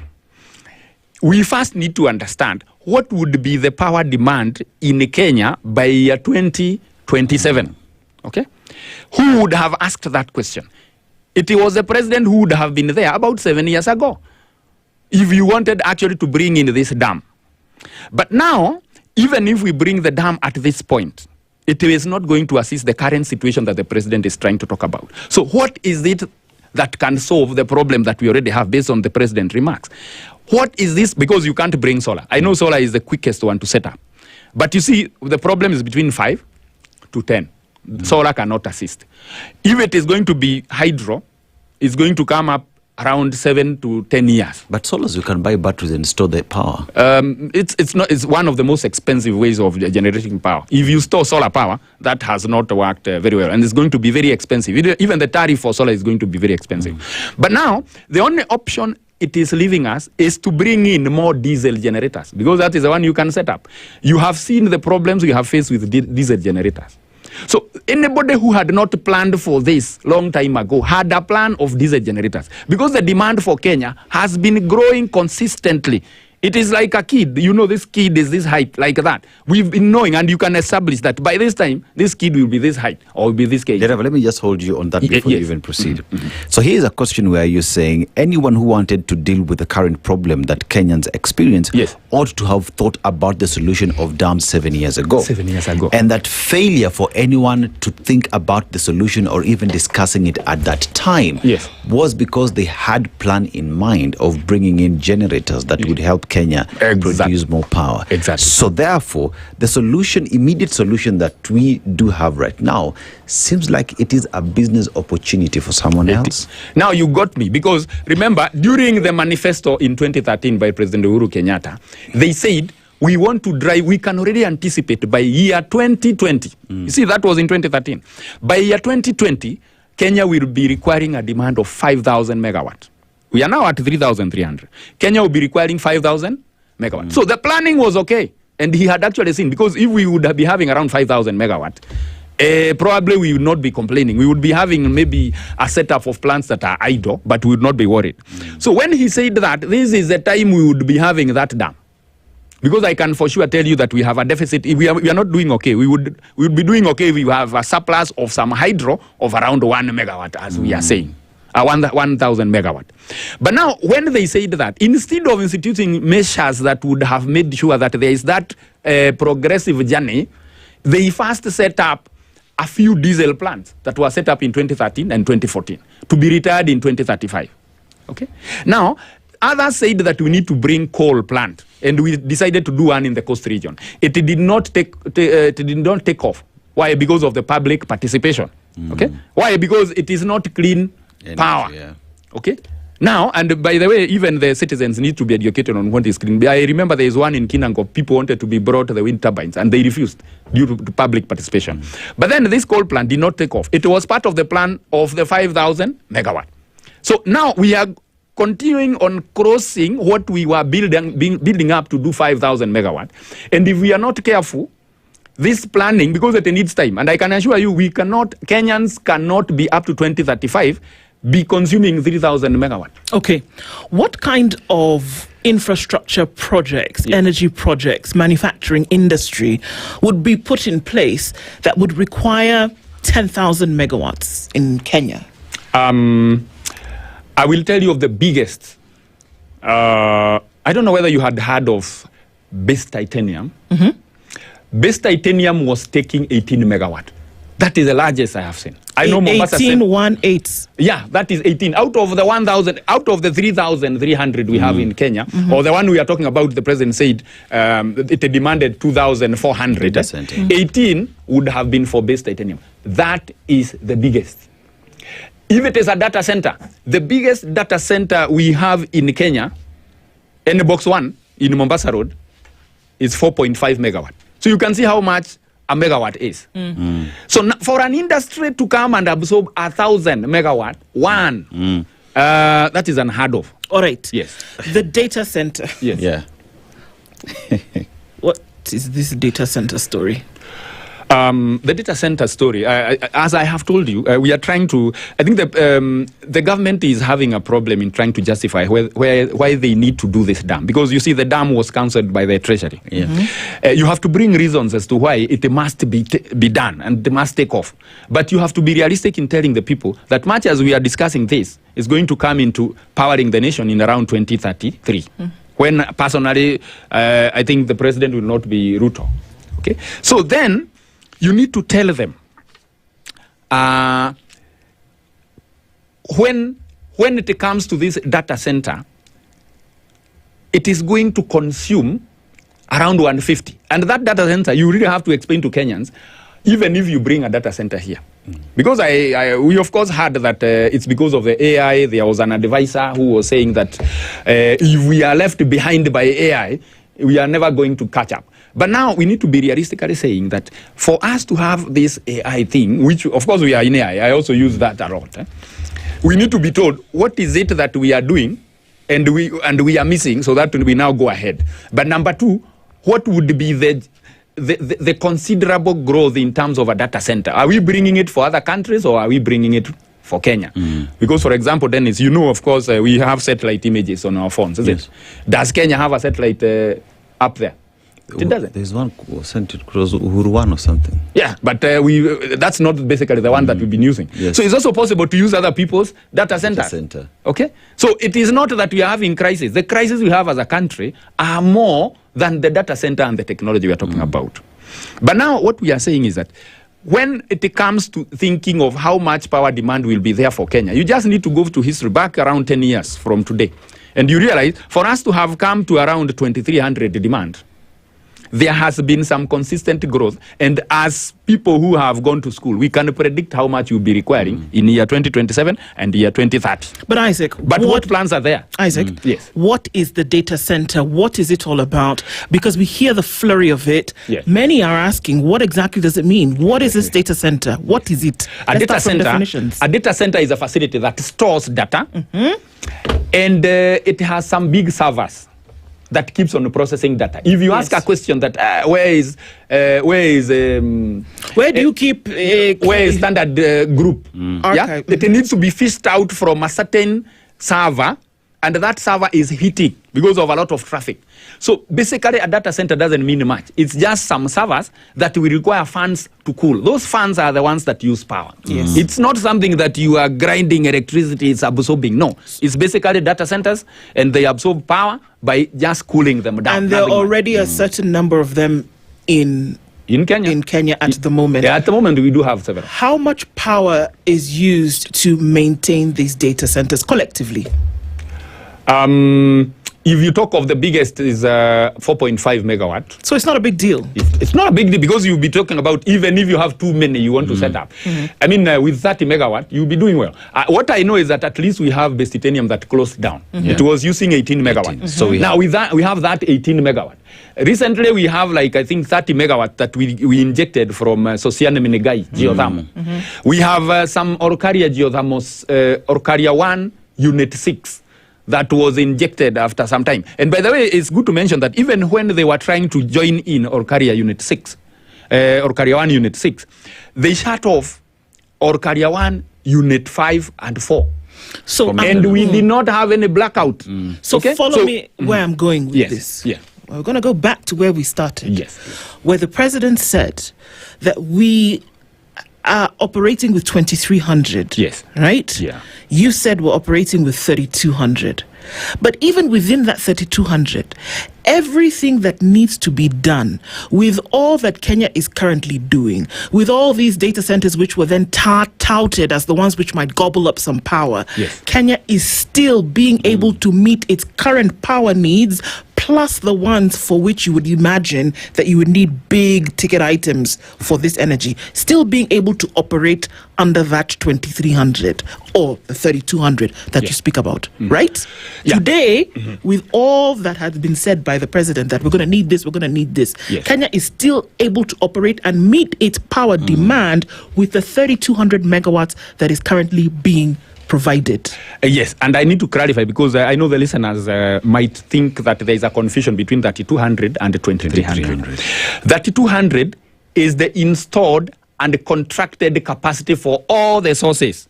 Those all sources might not be available to generate 100%. That would be 3,200. But based on the availability and the natural factors or environmental factors, we will get around 2,100, for example. But now, since we need 23, the thermal generators will be started to boost that demand. You get? So when he says 2,300, he's basically saying that that is what the sources that we have installed are able to give us. And I think that is correct. But then we are saying, for us to even meet the highest that we got around this year, which he said was around 2,300. And by the way, you know, even Kengen said they were able to comfortably power 2,400 megawatt. And they said they didn't have a problem. Okay, I know they were talking collectively because there are even other independent power producers. But then, even when they're asking that, you will have to ask them, even when you are providing that, how much did you inject the thermal generators? Did you actually come to a whole 80%? Maybe they will be talking of, okay, we only use about 20%. So by the time we'll be requiring to upgrade, at what point do we need to upgrade? It is when the thermal generators have generated up to around 80% of their capacity. Then you will say, okay, in the next 20% we will not be able to sustain. So then you need to say, what do we need to do by the time then we exhaust those generators? Those are the measures. Remember, even the biggest campaign was to remove those thermal generators. And even the UDA government said, among their manifesto, is to remove the diesel generators. Now, as they were planning to remove that, it doesn't look like that is priority again. Because now, how do you remove them immediately without installing other measures to replace them? The best way would be geothermal. And let me tell you, I have always mentioned that geothermal has a potential of 10,000 megawatt. We don't even need to think about many of other things. I know it is expensive to do exploration and all that. But we've been doing that gradually and we've not been complaining. The best way is to keep on injecting like 100 megawatt of geothermal every year. And I think Uhuru was able to keep on doing that. In fact, during Uhuru time, when he was connecting Orkaria 1 additional unit, he brought in 280 megawatt of geothermal. If a president continues to do that, by the time we are exhausting 10,000 megawatt, we'll not be talking of diesel generators. But you see, no discussion is there around how to expand the geothermal. We have now started talking about a dam that is going to be 337 billion. And then during the tendering, the Treasury says it didn't follow the procedure that was required. And then we have to redo it. Wait and you will hear it will be 500 billion now. Isaac, I hear. Let me get it right. Yes. As you speak right now, based off what we generate and what we consume, we can comfortably power the country without load shedding and experience. That's and there is one. no load shedding. No load shedding. Number two, that even with the data centers being set up, and one would talk about the deficit that we now have because of the 18 megawatts, because Base Titanium was closed, that can be used by data centers to power them comfortably. 3 of them comfortably. And that if the Kenya government today decided to look at what we have in terms of our resources, geothermal, work on that, and continuously invest in that to increase the power that we produce in the country, we would not be having discussions around load shedding, that we are comfortably able to power the country. Exactly, Dennis. And you see, what I like about what you have mentioned is that you want to do a 1,000 megawatt dam in 10 years. But you can manage to be doing 100 megawatt of geothermal every year without a lot of noise. It is actually you doing, because I normally see like it's a GDC which does the exploration. Then Kenigen comes and sets the turbines there. And there is no noise and nobody complains. And by the way, Kenigen is never funded by the nation to do that. So we don't need to go and take loans for us to inject 100 megawatt of some power from geothermal. We can keep on doing that. In 10 years, let the president say, during my tenure, I managed to inject around 100 megawatt of geothermal every year. So I have done 500 megawatt. In 10 years, I have done 1,000 megawatt. Instead of now doing 1 mega dam that you will never see its operation during your tenure. And then it includes a lot of money that will have to be paid by Kenyans, or we need to be private public participation and all that. It is wrong for a president to come and decide for Kenyans about things that will have to keep on being on the Kenyan shoulders for long before that after he has gone. Isaac? Yes. I go back to 10,000 megawatts. 10,000. From where? Where are you getting the 10,000? The president said very clearly that in the coming years, Kenya's demand will be 10,000 megawatts because of the projects that Kenya will be embarking on, whether it is in industry, manufacturing, energy needs, building of dams, and establishment of these things. What you're saying with the progression of what we've talked about over the last hour is that you cannot imagine a situation whereby 10,000 megawatts would be the demand for Kenya in addition to what it is already consuming, demanding, and for future development plans. Yes, and I repeated that, and I said in 2013, when we had the government by Uhuru and Ruto, they said we need 5,000 by year 2020. Year 2020 has come, it has passed, and we are in 2025, we are not even at 5,000 megawatt. Because for energy to be demanded, you need to create a good environment for business and manufacturing. Okay? For people now to demand power. But you cannot start planning for power and you don't know who is there to use that power. So even as we are talking about 10,000, we need to look at progressively, how has it grown from year 2010 to date? And when we talk about 10,000, which year will that be? Most likely that is going to be in year 2050. If we don't create a good manufacturing environment for investors, we will continue going slow, and the only people who will be driving demand are the domestic consumers. So basically that's it. So even when he mentioned the 10,000, I am very comfortable with that mention. But it is also possible to set up plants that will not have people to consume that power. And they will be on the shoulders of Kenyans to keep on paying, because it's normally signed on take or pay system. So currently what I would say is that we need to do progressive geothermal connectivity or geothermal generation. And that has been done. It has even been demonstrated that it is possible. We can even get the people who are doing PPPs in geothermal, and it should be negotiated very well. But the issue of talking of that we have load shedding, so we need to do a dam that is 1,000 megawatt is not a realistic target. Because even if it is going to be completed in year 2035, most likely we will need to again talk of that we actually need another demand of 2,000. So we need a very good plan of being told that every year this is the progression of demand, and we'll need to keep on increasing progressively, so that you don't over-design for Kenyans and they keep on paying something that is idle, or you under-design such that they are on As an engineer, what would you read of the president's statement? What do you read in it? What I read is that having seen the news that the Treasury declined the construction of that dam, which was 1,000 megawatt, and he would have talked of the figures that were totally different. Because when you say 1,000 megawatt is the dam that you need to do, and then you realize that you are also mentioning that a data center is 1,000 megawatt. So you are trying to force something to match for Kenyans to come and think, actually, that is where I have a problem. That's where we're going with all of this. This is where we've been heading all this time. And that's the question. Could it be that there is something you're trying to get people to imagine that there is a need for so that you can spend on it, whereby that need actually does not exist? Because we don't think a data center is that urgent in Kenya. And again, you have to look at the progression of events, the lifting of the moratorium, and then you come and mention about the demand for power. Then you come and mention about load shedding. You see, you are sending panic to all Kenyans for them to say, okay, do what you want, provided we are not in darkness. But I can say, what we are doing as Kenyans, that load shedding may not affect us currently. But in case such a thing is to be brought, then there would be need. And you see, even the biggest data center I have been mentioning is in Nevada, in the United States. And it consumes a maximum of around 150 megawatt. But then it has been powered by natural resources. So when you are trying to design a data center, you also design on its own power source. So it has been done with solar. So even when you are bringing a data center, make sure when you are costing, you also cost on its source of power without really getting it from the national grid. Let me just pick you up on something. So President Uhuru Kenyatta managed to increase how many megawatts per year?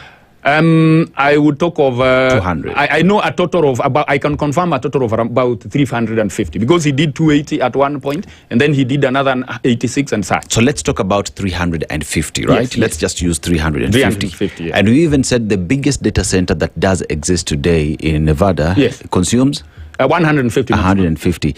That means if the government of Kenya wants to invest in a data center that is being set up with increase of 100 megawatts per year, we can comfortably power the data center without investing into the hydro for the next 10 years. Actually, that is exactly what we are saying. Okay. And again, you have to ask whether a data center is the most urgent thing in the country currently. Because even when we talk about a data center, then who is setting up the data center in the country? Who wants that information to be stored here? Is it the Kenya government? Is it Kenyans who are using that data center? Or is it a multinational who wants a data center stored somewhere for their own benefit? How are Kenyans going to reap from the data center? I can't even, because for example, I have even listed the data centers that are the biggest globally. There is the Google data center in USA is 100 megawatt. Okay. Microsoft Quincy campus USA is 120 megawatt. Amazon is 150 to 200 megawatt, and Facebook is 150 megawatt. What is this that will require 1,000 megawatt in Kenya? Unless you are, of course, trying to cover all these ones and you shift them to Kenya. And then you load Kenyans with a problem they didn't have. Because actually that is, why would we want 1,000 megawatt for a data center when US is doing well with the whole of Facebook in the world? Okay, South Africa is easily on the African continent, the economy that has, well, between South Africa and now, looking at what Ethiopia is doing and others, we're looking at high numbers in terms of manufacturing industry. What kind of wattage are we talking about that they're using? The South Africa, when we talk about that we have 3,200, 3,300, South Africa have got 50,000. 50,000 megawatt. Powering industry. Yes. Right. That is the installed demand. Yes. But again, they are having load shedding because they didn't manage to maintain their plants. Most of their plants are about coal. Coal plants. So after they got independence, I think the maintenance of the plants, they thought that the money that is injected to those plants is either not necessary. So they did not inject the plants. So most of the plants that they are having has some very poor efficiency nowadays, and that they sometimes have to do load shedding. Okay, so they do load shedding because the source power plants are the ones that have issues. Yes, they so need to until planning. they're able to transfer the source, the power to another source, they have to switch off the power in some parts to maintain power supply until that is done. Until that is done. Okay. So it is as this problem starts from far, and we are likely to be heading to that position because even for them, see, they got independence in 1990. Then they could not see the growth in the demand of power, and they did not plan for maintenance of the plants. And it has caught up with them. Or the depletion of a source, for example. So now they have to live with the problem of trying to set up to be now energy sufficient. Now, Kenya, we are doing well. If we keep on injecting just based on the growth, geothermal kidogo, like that, we will grow with the demand and the source will also grow. But now, we are now planning on something big when we have been actually doing some gradual growth. And it is actually, because geothermal is a very cheap power, it's not dependent on weather, and it can allow you to keep on extracting it gradually without a hassle. Now, why would you think of a mega dam? And I actually don't have a problem because even hydro is cheap. Even hydro is very cheap. But now, the problem that we are having for you to scare Kenyans with load shedding, it cannot suffice for you to talk about a dam that will come in about 10 years. And then you expect us to, so that you lift the moratorium, then we agree that you go on and take up some loan. By the time we will be powering that dam, the presidential term will have been exhausted. Isaac, let me ask a question. Which is the biggest manufacturing plant we have in the country today? The biggest manufacturing in terms of energy demand. How much would that company be consuming, for example? That would be around, I will have to divide because it's around 250 million Kenya shillings per month. And I can even mention, because they are big, 250 million. Divided by approximately 25. Yeah, they will be talking about 10 million kilowatt hours. But you see a demand of 18. There's a bit of engineering. The demand would be about 18 megawatt, but the 18 megawatt consumed for 30 days would be around 10 million kilowatt hours. So just leave that. Let's talk about the capacity. 18 megawatt is the biggest that I have seen. Yes. But I know Mombasa Cement in Vipingo is again a very big one. But again, that is not powered from this side. It's normally powered from Rabai side. Another one that you would talk of very big would be Mombasa Cement in Nairobi. Those are the biggest I would talk of. The reason why I'm asking that is because if we have the biggest manufacturing plant in the country that consumes 18 megawatts, perhaps a data center that produces 4 megawatts is not such an emergency. 4 megawatts is not such an emergency for Kenyans. And you need to even identify the need. You need to identify the need first, that we actually need that data center. And then again, you have to tell us, why do you want that data center? Who has requested? Where is that market, at least? There's something you said, which, because you spoke so quickly, that we may have missed it, Isaac, and I want you to repeat that. That if you convince people that there is a need for something that requires 1,000 megawatts to then have it operate, if you convince people of that, what you've essentially done is that you have unlocked a possibility to now go and get a loan to set up that thing. But even with moratoriums lifted, even with debt ceilings crashed, you would still need time to enact this. And the possibility of this supposed thing being built within the time that you still have left is very low, because it takes a lot of time to do that. So the possibility is that it's to unlock funding for which you would never see a project of this magnitude established. Yeah, that's basically what we are saying. Because if we are able to unlock the funding for this dam, I have said it will never be completed within the term of President William Ruto. So I don't know what interest would be too much around the tendering. And it raises concern, especially when you see that the tendering and the whole thing was cancelled by the Treasury. It raises some alarm when you then hear that after it was cancelled by the Treasury, then there is some cause of panic that we are going to be in darkness in a short while. I'm therefore right to say that it is value for money for Kenyans if the government of Kenya, led by President William Ruto, invested in geothermal that adds 100 megawatts into the grid every year. That would be a case that Kenyans would look at and say, this is what we need, and not the 1,000 megawatts through a dam that even the president himself would not be able to see its completion. And that, I have said, if we do 100, right now we have harness around less than 1,000, around 950. So we have 10,000. So even the next 3 presidents will not exhaust having done 100 per year. And that is the level of growth and the speed of growth of Kenya. Yeah. Thank you very much. Isaac Ndereva, thank you so much, engineer. Of course, if anything, to then blow the lid on some of these things and really light it up, thank you for being here this morning. And always when you hear things like this, good for us to then be able to go into the background to find out. I'm a heart man today. You're a heart man? Yeah, my heart is not at peace today. And this is where we are. Thanks for coming here and opening this up for us. Thank you for being part of Kenya's biggest conversation this week. This is why we have these conversations. So if anything, you leave knowing the true situation of things. Isaac, thank you. And thank you, everybody. It's been a great week. We'll do this again Monday. Have a good weekend. It's 10 a.m. The latest news from around the world. 94.4 Spice FM.